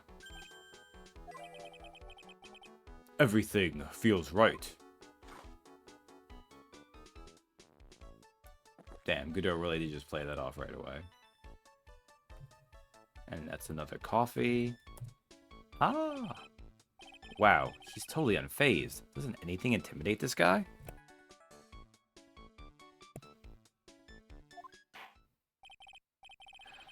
Very well. Your testimony, please, witness. Please tell the court what happened that day at Tribune. We volunteer. At Trebien. When it all happened, there were just 2 customers in my restaurant. I remember I was experimenting with some new art decos that day. Like having a large mirror between the tables, for example. Perhaps that is what the old man was looking at. The cup, the earpiece, and the glasses. He would have seen everything in reverse, non?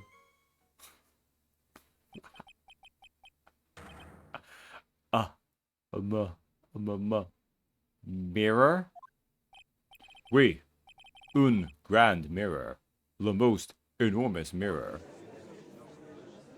Oh god, his pose from the back. And suddenly, the mystery disappears. Like I said, the world keeps turning, so roll with it. That would explain the coffee cup and the earpiece conundrum. The mirror would have made everything appear back to front. What the heck? It's way too early in the morning for this to be happening to me. Now then, Mr. Wright, you may begin your cross-examination. Oh, man.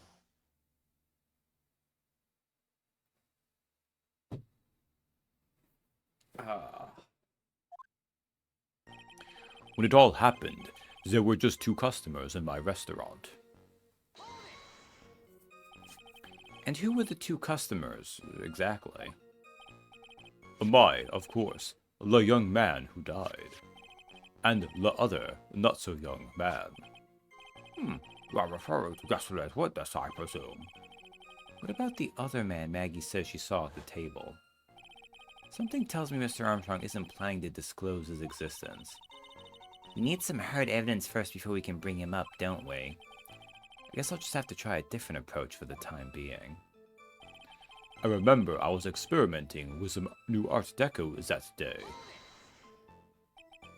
You were experimenting with Art Deco? How come I never heard about that before today? You are not familiar with the language of interior design, monsieur. Please stay on topic. Now, why didn't you tell the court about this before? But I did, just a few moments ago. Ahem. Excuse me, Mr. Armstrong.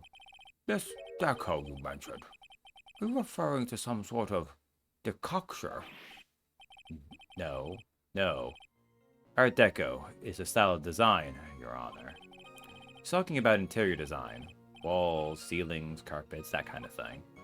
Yes, of course. That deco. I was trying to achieve a more effeminate look for my restaurant. I was planning the most bold remodeling of le decor. Like having a large mirror between the tables, for example. How big of a mirror are we talking about here? Both. Something about 4 meters wide and, about 2 meters high. Let's see. 1 meter is about 1 yard. Holy glass in a frame, that's huge. I was intending to install it on the ceiling eventually. The ceiling? Was there a mirror on the ceiling? I don't remember. I don't look at ceilings.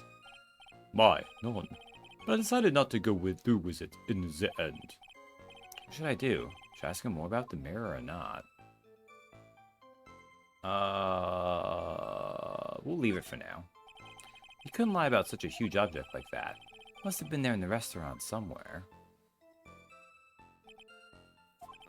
I like how Godot's like, really? So the witness yesterday I seen the victim reflected in a mirror. Perhaps that is what the old man was looking at. Normally, I'd expect people to know the difference between a reflection and a real object. Normally, how does normality come into this? That's lame, right? Even for you. Damn. But you know what? Godot is not wrong here, I'm gonna be honest. Huh? Are you trying to say that if something isn't normal, it isn't possible? Is that it? Where does that leave the porky-headed lawyer and the top-notch chick over there? And the ungodly cool guy with the mask over here? Well, right? Ack! Not the hair. I do not have a top knot. Mr. Godot is correct. A lack of normality has no basis for discounting an argument. Bien. Logic has won the day. The cup, the earpiece, and the glasses. He would have seen everything in reverse, none? Everything? He would have seen everything in reverse? Hey, Nick. You should take a second think about what old Seedy said in his testimony. How did he phrase it again? The boy was wearing the earpiece on the same side as the green lens of his specs. No question. You can lock me up if I'm wrong. It was his left ear without a doubt. And then he used the same hand to pick up the cup. His left hand. We saw everything described reflected in a mirror. And everything he said he saw on the left was actually on the right. Huh. That clears up all the problems with his testimony, I guess? Or does it? It's kind of hard to believe everything that's the fault of a mirror, but... You think old Seedy saw everything through a reflection? If he did, it would explain all the contradictions in his testimony. But that just makes the situation worse for Maggie. There's gotta be something in that old man's testimony. We've just gotta dig deeper. Alright, let's press harder here. Press harder. If you really had such a large mirror in the restaurant, someone would have noticed it. But there's nothing about a mirror in Mr. Kudo or Maggie Bird's testimonies. But... You didn't ask, Wright. You have only yourself to blame for such sloppy work.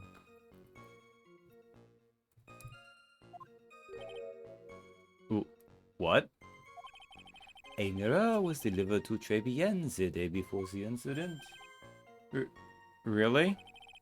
As Mr. Armstrong testified, he was carrying out some design changes, and as it turned out, he didn't actually use the mirror in the end. This just doesn't add up. Even if a mirror was delivered to Trebian, it doesn't prove that it was in the restaurant on the day of the crime. Ah, if you want to doubt someone's right, look in the mirror. I'm sure the person looking back at you will be dubious enough. So the witness yesterday has said the victim reflected in a mirror. Okay.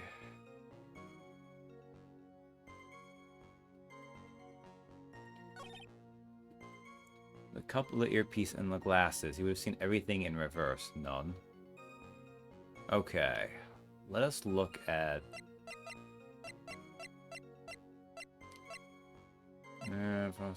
side cover.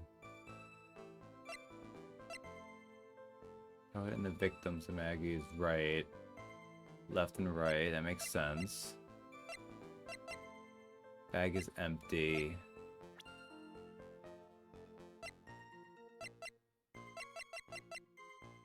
One HMD over left eye, left eardrum was ruptured.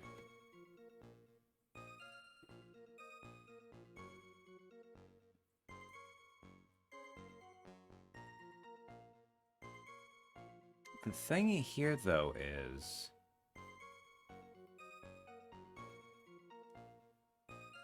the left eardrum was ruptured. That's why that's the... Yeah, because the problem here isn't that it was on the wrong side. It's the problem that he's wearing it on the same thing. It shouldn't have changed it. Right?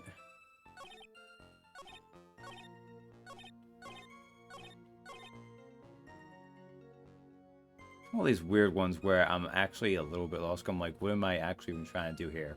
But sometimes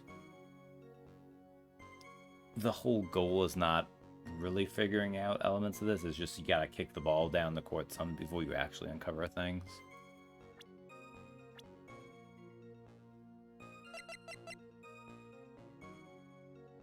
But yeah, left eye, left eardrum.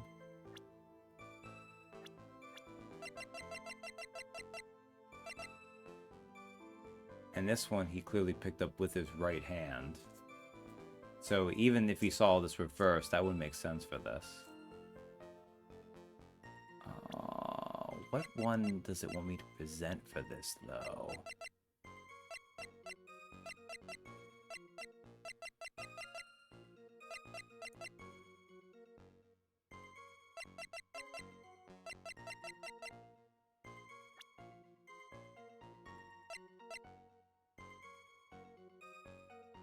I mean, this mentions the eye and all this. This mentions 2 of the 3 versus 1 of them.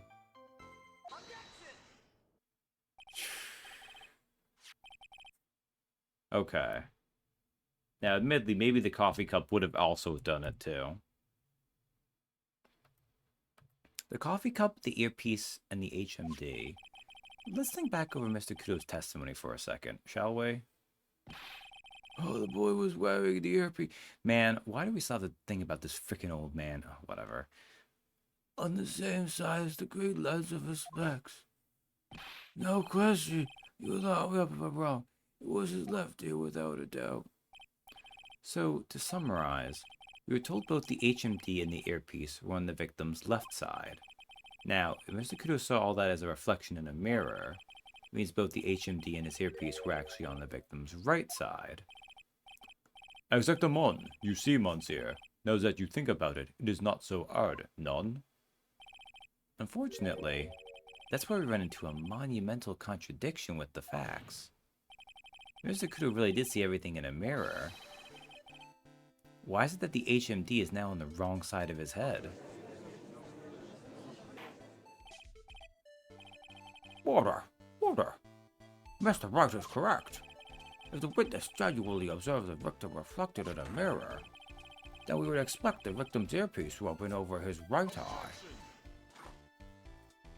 Oh snap, it's a coffee objection? The most powerful of objections.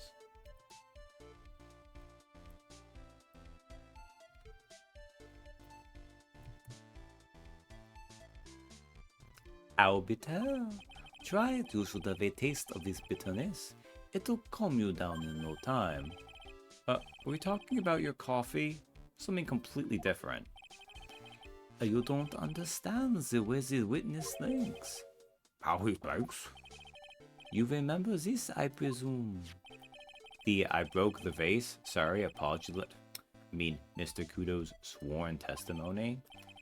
Exactly. The old man has one very grievous habit, other than throwing seeds.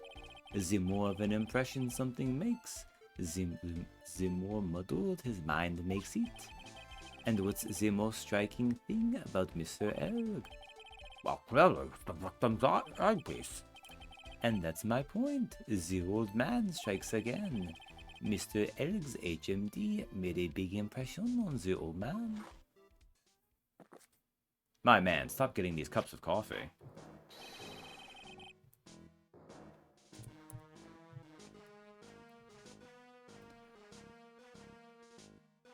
I saw the earpiece and those who forgot spectacles was wearing. Well, yes, they were both on his left ear. Do you hear? His left ear.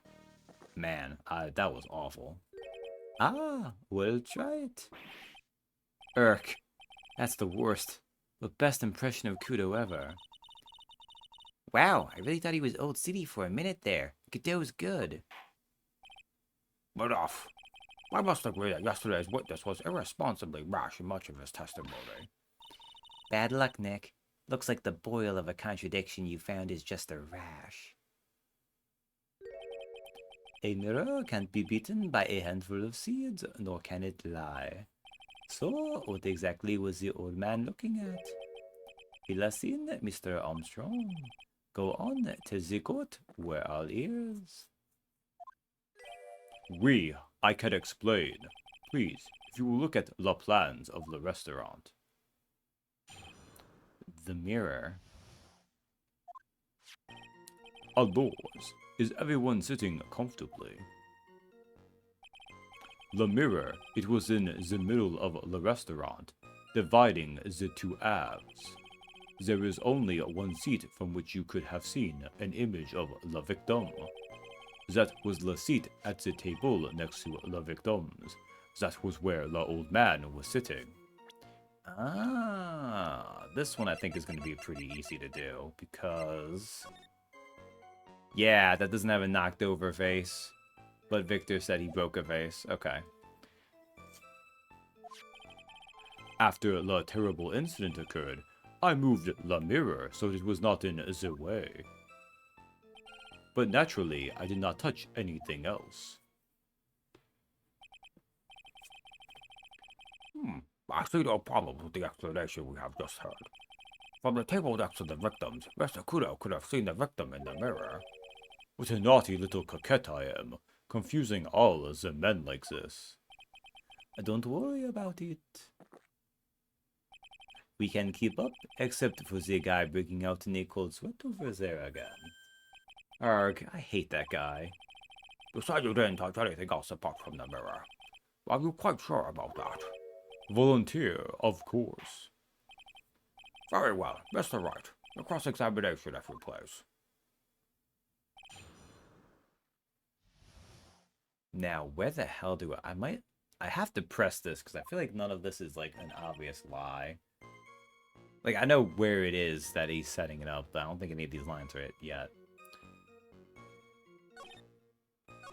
The mirror. It was in the middle of the restaurant, dividing the two halves. So, run this by me again. The mirror was here, correct? We. Really? Because I know if I were you, I wouldn't put a mirror there. It would be in the way. Look who's talking, Wright. Huh? You're obstructing my view, among other things. But, this is my seat in the courtroom. Trebian's charm is that it gives you the impression that you are the only customer. Also, let me just mark down this object before I forget. Temporarily placing a mirror in that spot would hardly be in the way. Unlike you, Wright. I told you once, sir. The mirror was there, in the middle of the restaurant. There is only one seat from which you could have seen an image of the victim. And where would that be? Oh la la, look how you lean towards me. I always attract the younger boys. Maybe I should keep you in suspense a little longer. Mr. Armstrong, now look what you know at once. I attract the older ones too, you know, handsome. Shall I tease you too?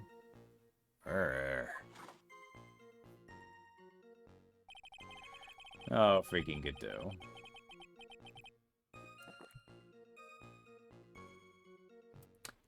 I am already seeing a very hot someone, so I'm afraid you'll be waiting for a long time. I bet she has mocha cream skin and cappuccino perfume. Bien, I will tell you. There was only one seat from which you could have seen. That was the seat at the table next to the victims. That was where the old man was sitting. So why can you only see the victim from that particular seat? My, monsieur, it is obvious, non? If you look at the plans, you will understand. The victim would have been reflected in the mirror like so. If you were sitting at the table next to him, you would see everything, non? So that's the seat old CD was sitting in on that day, when the poisoning happened. The old man was sitting at the table next to the victim? Why does that seem kinda odd? After the terrible incident occurred, I moved the mirror so it was not in the way. Did you move the mirror while Mr. Kudo was off calling the police? Oui, exactement. I carried it out of the restaurant then. You moved a huge mirror like that all by yourself? I mean, Phoenix, he is jacked as up. Yeah, look at his arms. What can I say? I know how to pick things up. Handsome. Godot actually laughed at something. Well, given the witness's physique, I suppose it is possible. Did you move anything else from the crime scene, Mr. Armstrong? I look like the obliging type, non? But naturally, I did not touch anything else. Are you sure about that? I touched nothing except the mirror. Mr. Wright, is there something the witness has said that doesn't match the crime scene? Yeah, there is. Just can't put my finger on what exactly. Ah, suffering from a case of heartburn, right? Oh, I have just the thing for that. An oil with golden myrrh and frankincense. Add a few drops to your coffee and voila, enjoy. Focus, Phoenix. Breathe. Need to ignore those two and just find some evidence. It is pretty strange though, isn't it? I mean, nobody mentioned anything about a really large mirror. You'd think someone would have, but Maggie didn't, and neither did old Seedy. The only logical explanation is that there was no mirror inside Trebian that day. I just got to prove it, somehow.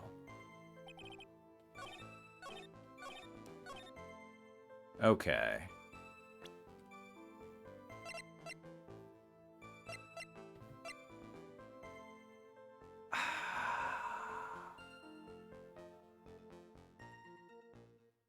Is this what I gotta present here? Because it's like a combination of things that go here. Because the crime photo shows us this. And we know that the vase is not knocked down here. None of this feels right, but maybe I just gotta go for it?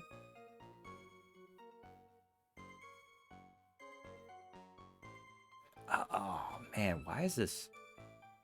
I mean, I guess part of it I'm feeling kind of tired, so my brain's feeling a little bit floaty. Eh? Okay.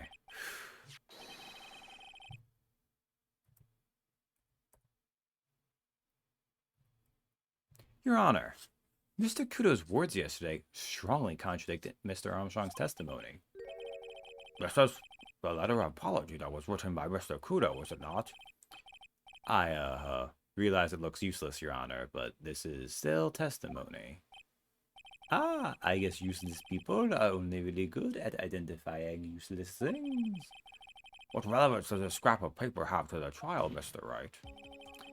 Mr. Kudo's testimony is actually very relevant to the question at hand, Your Honor, because it very clearly contradicts with this piece of evidence.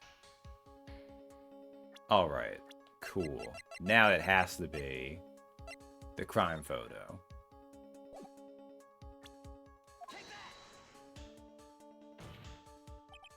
This piece of evidence contradicts with the testimony we have heard, Your Honor. The crime photo? Yes, this photo clearly shows something that theoretically should not exist. What on earth do you mean by that, Mr. Wright? Should not exist? Ah, sounds like you're describing yourself, Wright. About that, the defense would please clarify its statement. What is the something that should not exist in this photo? Wabam.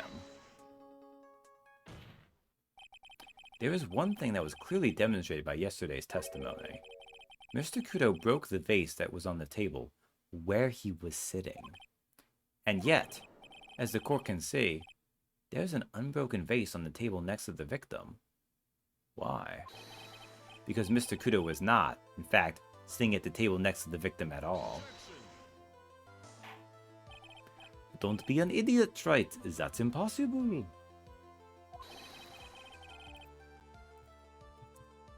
That's it's the only one Kudo could have seen the victim's reflection from.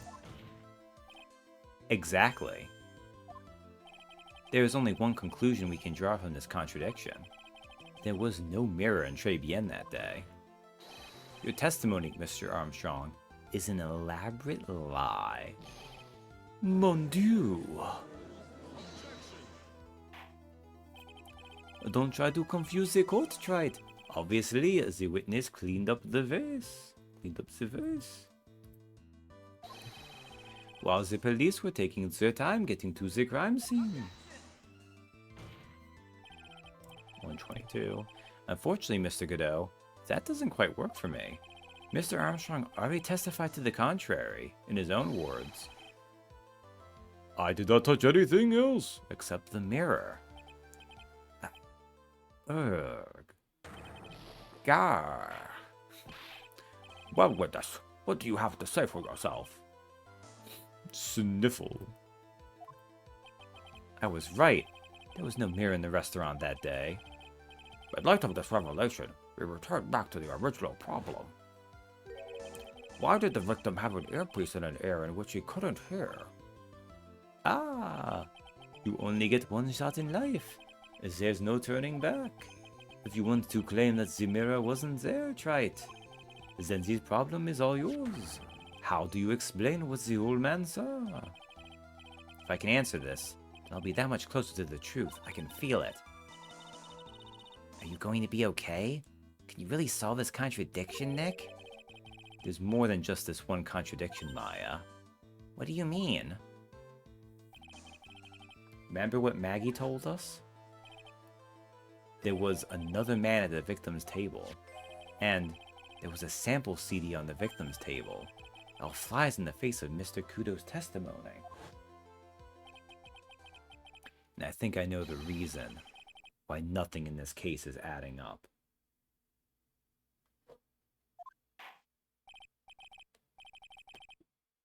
Well, Mr. Wright, let's hear your answer. Yes, Your Honor. The reason behind all the contradictions in Mr. Kudo's testimony is simple. Mr. Kudo made a mistake, the ear doctor made a mistake, the victim was a phony. This case is riddled with contradictions, yet there is one very simple answer that clears them all up. And what is that?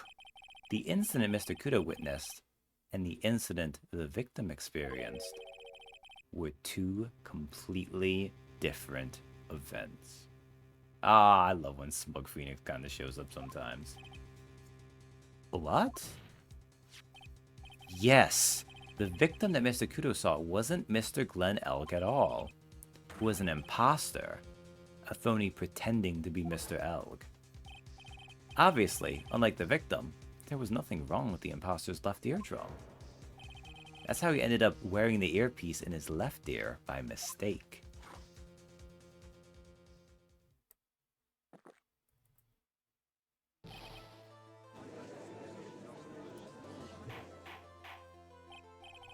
Ooh.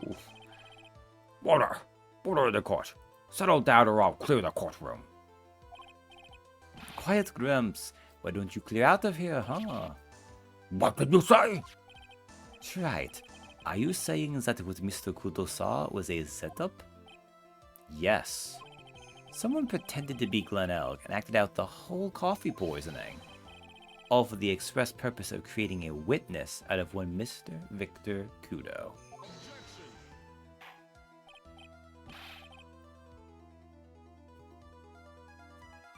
Ooh, okay. 123. Get real, try it. Why would anyone want to do that? Isn't it obvious? The thing Mr. Kudo was most insistent about in his testimony was... The serving girl brought him a Javachino, but she put something in it. That's the serving girl, right there in the defendant's chair. I remember her well.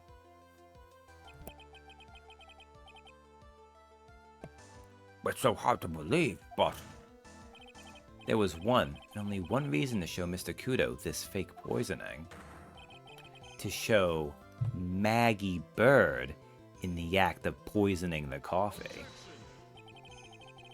Are you insinuating that the waitress in the old man's story was a fake as well?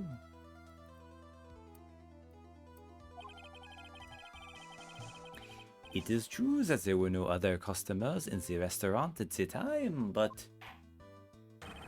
It's also true that the chef was there. He would have noticed what was happening. That's right. Well, with this, if the restaurant really was the seat of such theatrics, you would have known about it, correct? Oh la la. This is most difficult for me. No, it's quite simple. All you have to do is testify. You are under oath, after all. Was there, in fact, a phony at Trevienne that day? The defense demands that Mr. Armstrong tell the whole truth about what happened. The defense's request for additional testimony is accepted. You will accurately explain in detail the events of the restaurant that day. Oh, oui.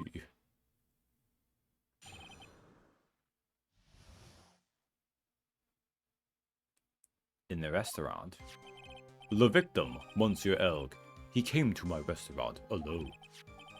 I remember the old man arrived not long after him.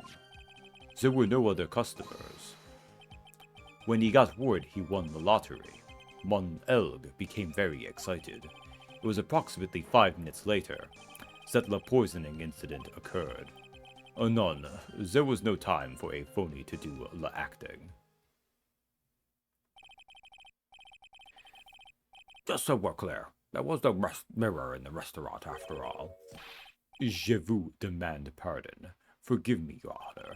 I lied because I wanted this mess to be cleared up quickly. What you have just done is commit perjury, Mr. Armstrong.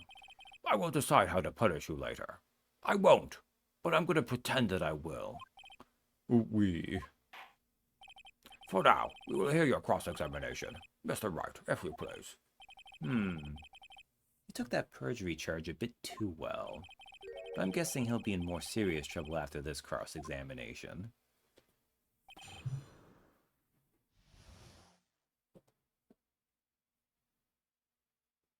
Uh-oh.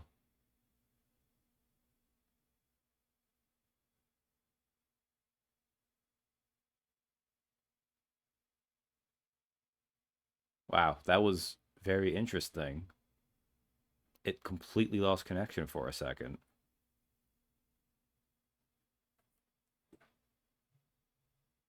Is the stream still going? It looks like it is.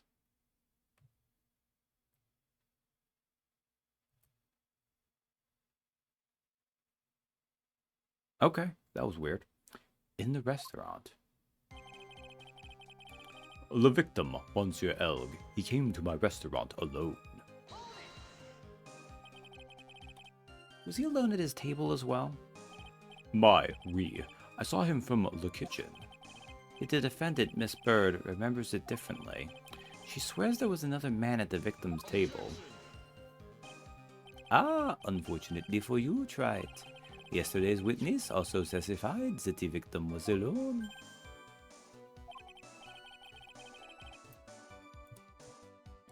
You know, seeing you squirm like that reminds me of a certain coffee's bittersweet bite. What kind of coffee has he been drinking? It's not coffee, it's love. It's love that's bittersweet. Hearing Maya say that makes her seem wise all of a sudden. I remember the old man arrived not long after him. By old man, you mean Victor Kudo, correct? Oui. He comes often for my special coffee. I drank your coffee once, Mr. Armstrong. It's special, I'll give you that. It's worth a sip just for the experience. Oh, you make me so happy, monsieur. You are most welcome anytime. I said it was worth one sip and nothing more. So old Mr. Kudo arrived at the restaurant around the same time as the victim. Maybe I should ask about his arrival in more detail. How many minutes after? What time was it? Interesting. What time was it? Out of curiosity, at what time was it when Mr. Kudo arrived? Oh, no. I cannot remember, monsieur. I believe we were told by a witness yesterday. Yeah, the crime was reported at 2:25 p.m. by a kind of scary old man, sir. Does that perhaps jog your memory, witness? The incident happened about 20 minutes after he arrived, so the victim must have arrived between 2 p.m. and 2:10 p.m., no? Just after 2, huh? Thank you for your help in jogging my memory, monsieur. You are wonderful. I can't sit here all the time and do nothing now, can I? The time of day will be added to the witness's testimony. Oui, Monsieur Judge. Everything I do it for you. Merci bien. That's French, isn't it? I'm glad at least one person is in a good mood. He's even humming a song to himself. I remember the old man arrived not long after him, just after 2 p.m. Are you absolutely sure about the time? When I think really hard, I am sure it was just after 2. Oui. It is the time I stopped serving the lunch menu. Quite right. I always make for lunch when the restaurants are serving their specials. I've been known to wind up a case early just to make it on time. I guess you should never get between a hungry judge and his lunch. Well, will you look at that? It's almost lunchtime already. Witness, can I read your testimony, please? Oh god, Judge, don't do it. There were no other customers. So your only customers were Mr. Kudo and the victim?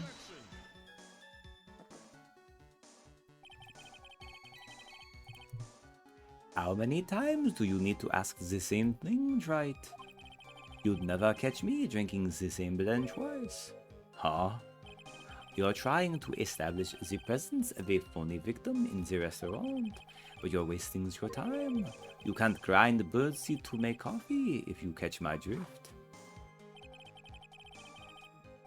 Extra coffee cup. There's a hole in his testimony somewhere, I'm sure of it. When he got word he won the lottery, Monsieur L became very excited. Did you see him? None. I was in the kitchen, but I heard him. I remember him shouting, Yes, $500 million. Sorry, but that was not that. Yes, $500,000. Sorry, I was... Eh. Presumably, the defendant heard that too then, correct? Maggie? She looked like a poor little frightened dove. What about Mr. Kudo? The old man choked on some birdseed that got stuck in his throat. Seems we now have yet another incident on our hands. It was approximately 5 minutes later that the poisoning incident occurred. What were you doing at that point? Without any customers, you must have had time to kill. I am a multi-talented woman, monsieur. Sorry, what do you mean? There is the renowned chef, Jean Armstrong, and the tragic poet, Clarice Armstrong. Clarice? Oui, I was writing a poem, an angry tale of a chef in $500,000 of debt, cooking for a man who won $500,000 on the lottery. It is called Pourquoi. It means why. Perhaps I could recite it for the court. Please don't. None. There was no time for a phony to do the acting. You mean you contacted the police as soon as the incident occurred? I asked the old man to call from the payphone. By your own argument, right? The purpose of the phony victim's performance was so the old man would see it. In other words, once the incident occurred, this opportunity would completely disappear. Indeed. Bien, seems the shadow of doubt has been lifted, ne sais pas. I guess Mr. Armstrong is connected to this case, huh? Absolutely. Someone was impersonating Mr. Elg. I refuse to believe he was oblivious. He was there the whole time, after all. But if you're right, wouldn't Maggie have noticed too? She fell unconscious when the incident occurred, remember? Ah, you mean that's when the phony staged his act? I'll know for sure once I find a hole in this testimony. Okay. We might need to get the other one from this too. Because otherwise I know that the trick here is the lottery happens at 1:30. I don't know if presenting... Where is it? Here it is.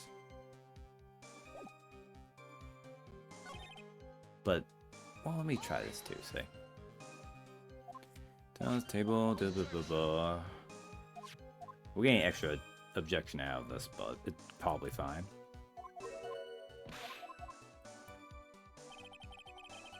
Oh. Was that... Ah, okay, so because I picked the right one, okay. Well, that was a wasted objection, that's okay, though.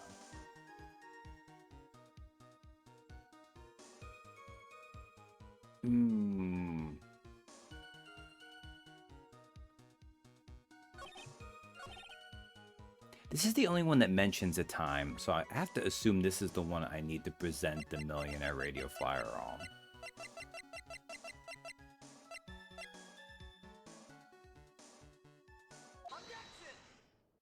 Okay.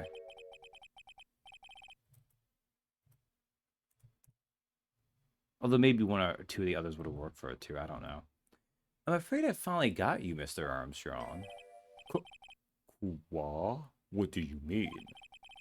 The time in question, the victim was listening to the radio with his earpiece. The show he was listening to was Millionaire Radio.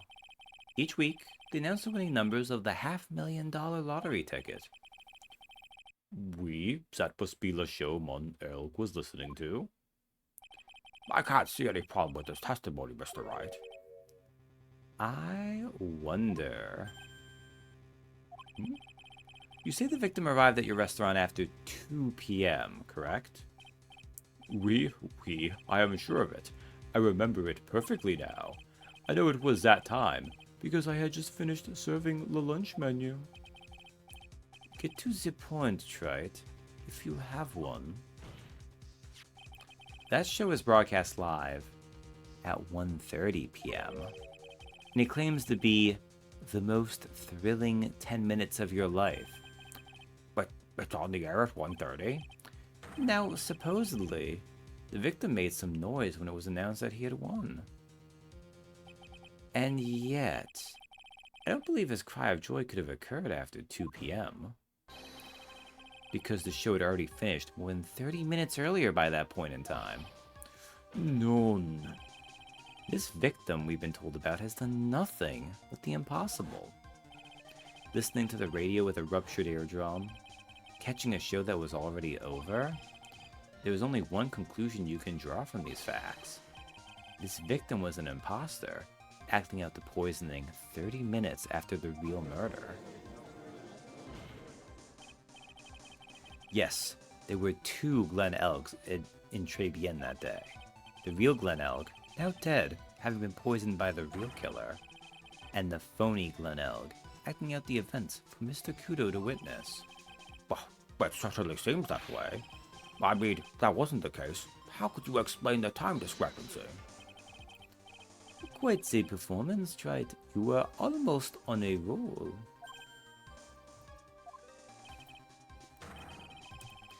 But sadly, you lack the rock-hard foundation of wisdom to build your song. What is this? Music Theory 101? Let's recap. According to your imaginative theory, it is now just after 2 p.m. The phony Elg is performing a play for the benefit of Mr. Kudo. How do you explain then where the real Glen Elg is? I don't believe I have to spell this out for the court. However, at that time, the real Glen Elg was already dead. That's certainly the obvious conclusion.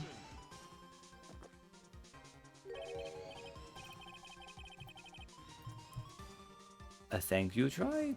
That's exactly what I was hoping you would say. What? Now, I presume you can prove the theory of yours. Can you explain where the missing corpse went to? The missing corpse? According to the old man's testimony, there was only one other customer there.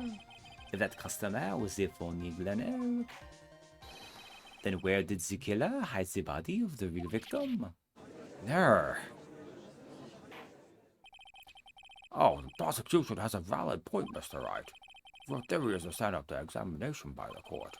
You must provide us with proof by answering the prosecution's question. Where did the killer hide the body? Wow, been doing this too much.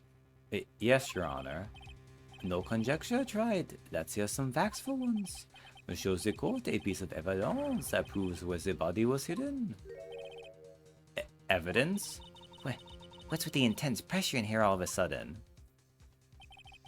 Thought I had him with that contradiction. But he's turned it all around and backed me into a corner instead.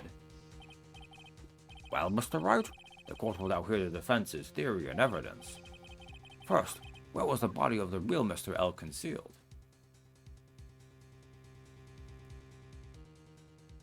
I have to admit, I wasn't actually thinking about this.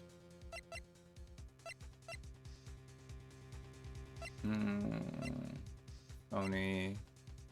Got this, 500,000. Vase. Like, I mean, obviously you could just be in the kitchen. I don't know if I have anything that would really be proof of that.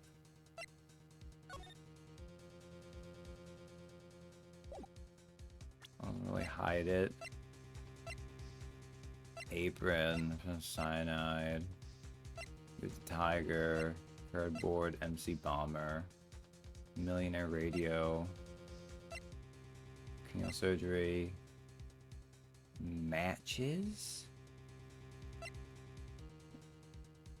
Found covered in identified fingerprints in the kitchen. I mean, I guess his ear medicine being lost in the kitchen might be evidence of it. Right?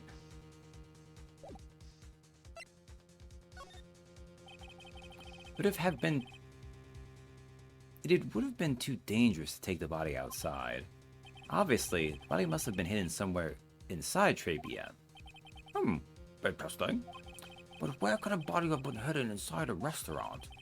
Perhaps you would care to show the court on these plans, Mr. Wright. Yes, Your Honor. The exact location where the body was concealed inside Trey Bien is... Yeah, it's gotta be the kitchen. The body was hidden here. I see. Nice supposition. But the real question is, can you back it up? Where's the evidence that proves the body was hidden in that location? It's gotta be the small bottle, right? Down on her fingerprints in the kitchen.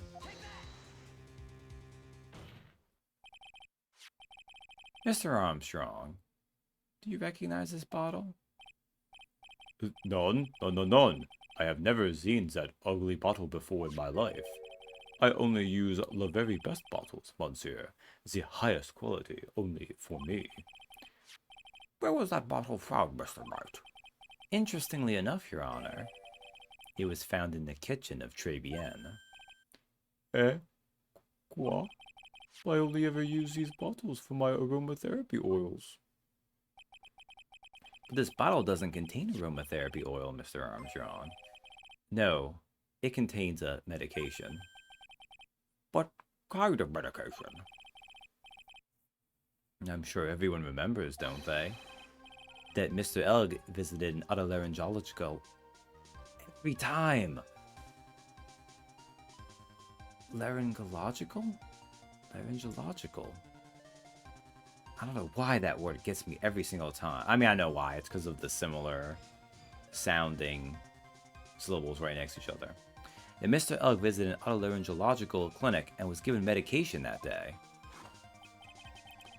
You can't be serious? Hey, another coffee. The defense had the contents of the bottle analyzed. I have the lab results here. The contents of the bottle matched the prescription that was given to Mr. Elg. Poor. Glenn Elg's murderer hid the body in the restaurant kitchen, at which time this bottle fell out of the victim's pocket. Mr. Armstrong, when the incident occurred, didn't you say you were in the kitchen? Mon Dieu. Yes, you know what I'm about to say. It was you who hid the victim's body. You did a fine job pretending to defend my client, Maggie Bird. However, you were setting her up to take the fall behind the poor girl's back. None. But Porter, this is an extraordinary development. Witness, did you murder Mr. Glenn Elg? Never. I could not do such an horrible thing.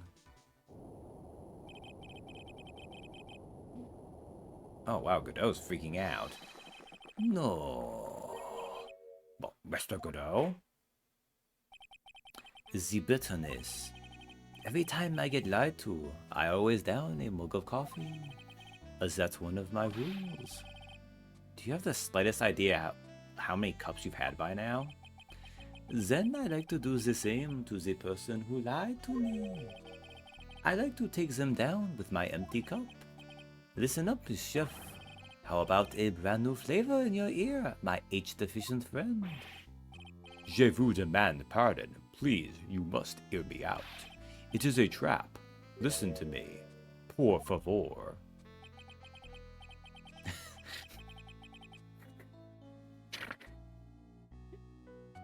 Oh man, how do I even do this? Okay. Yo hablo español, Mr. Armstrong, and por favor is Spanish. I'm only going to ask you once. Did you do it? None. Absolutely none.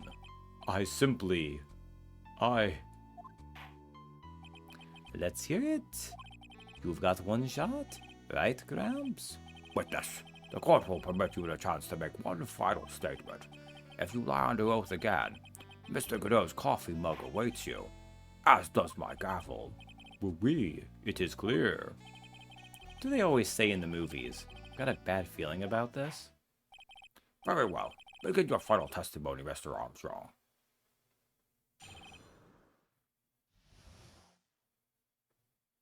The confession. It is true.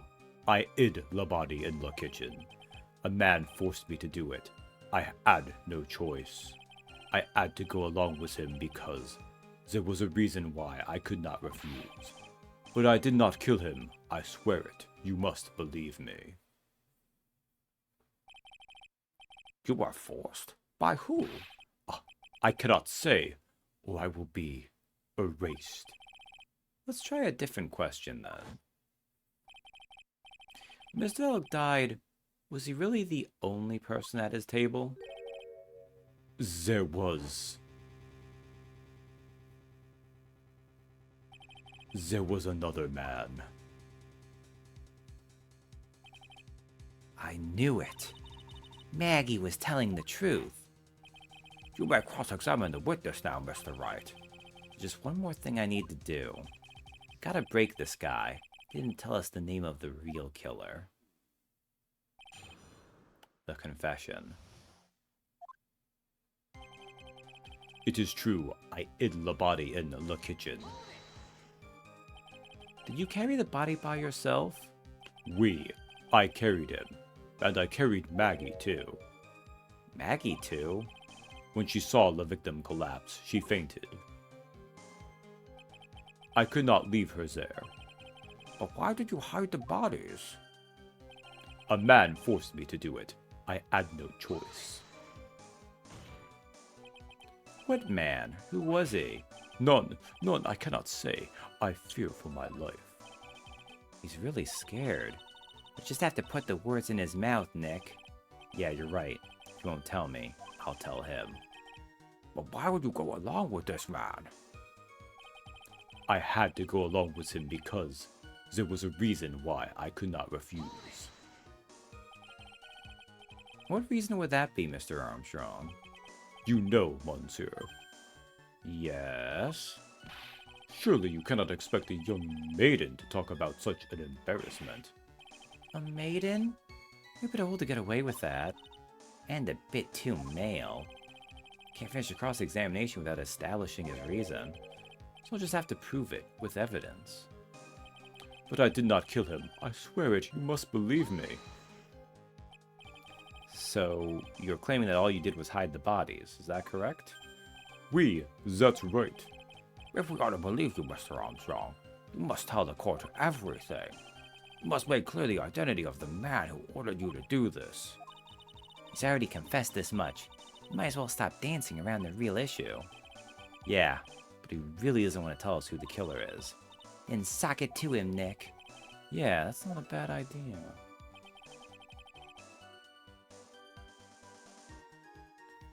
Alright. Well, we know what the reason is. Loan contract.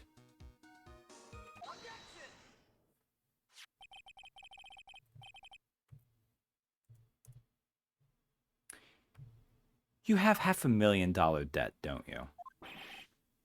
$500,000? Is this true, Mr. Armstrong? Je suis désolé.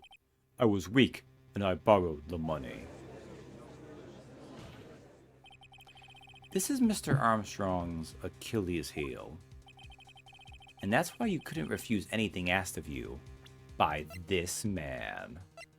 Rudo Cadaverino, Furio Tigre. A $500,000 loan from a black market loan shark. And you had no way of paying it back, did you? That's why you were forced to do anything this man told you. It is as you say. Mr. Armstrong. The tiger. He told me he was going to use my restaurant for a business rendezvous.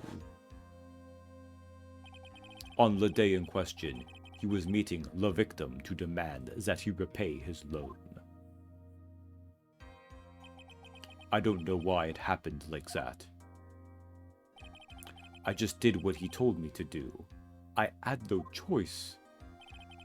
I carried the body and the inconscient Maggie out of the dining area and into the kitchen. After that, I just tried to forget what I had seen. I think we can now safely say that the man who forced your hand was Mr. Furio Tigre.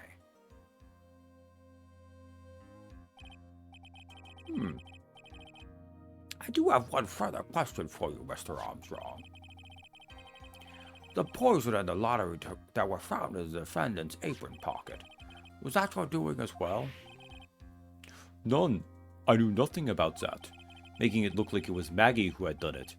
I was not. It is despicable. Mr. Godot, you will summon this Furio Tigre as a witness. I doubt that can be arranged today, so we will adjourn for now. Proceedings will continue tomorrow.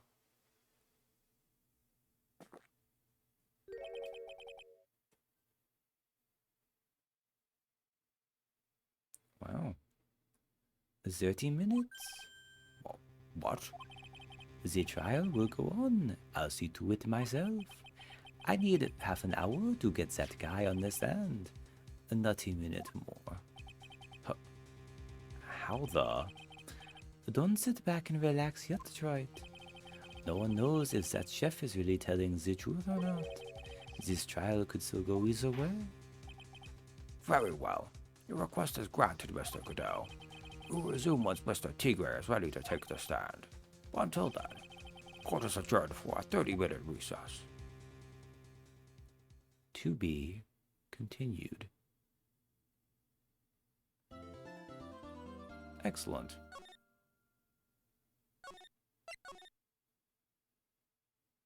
All right. Well, it's about that time. But we made good progress tonight. And I'll finally be done with this next time I stream. And isn't that great? Maybe I'll slip that in tomorrow? I don't know. Surprised I was able to go as long as I did. Well, thanks for hanging out with me. Good night, everyone. Till next time.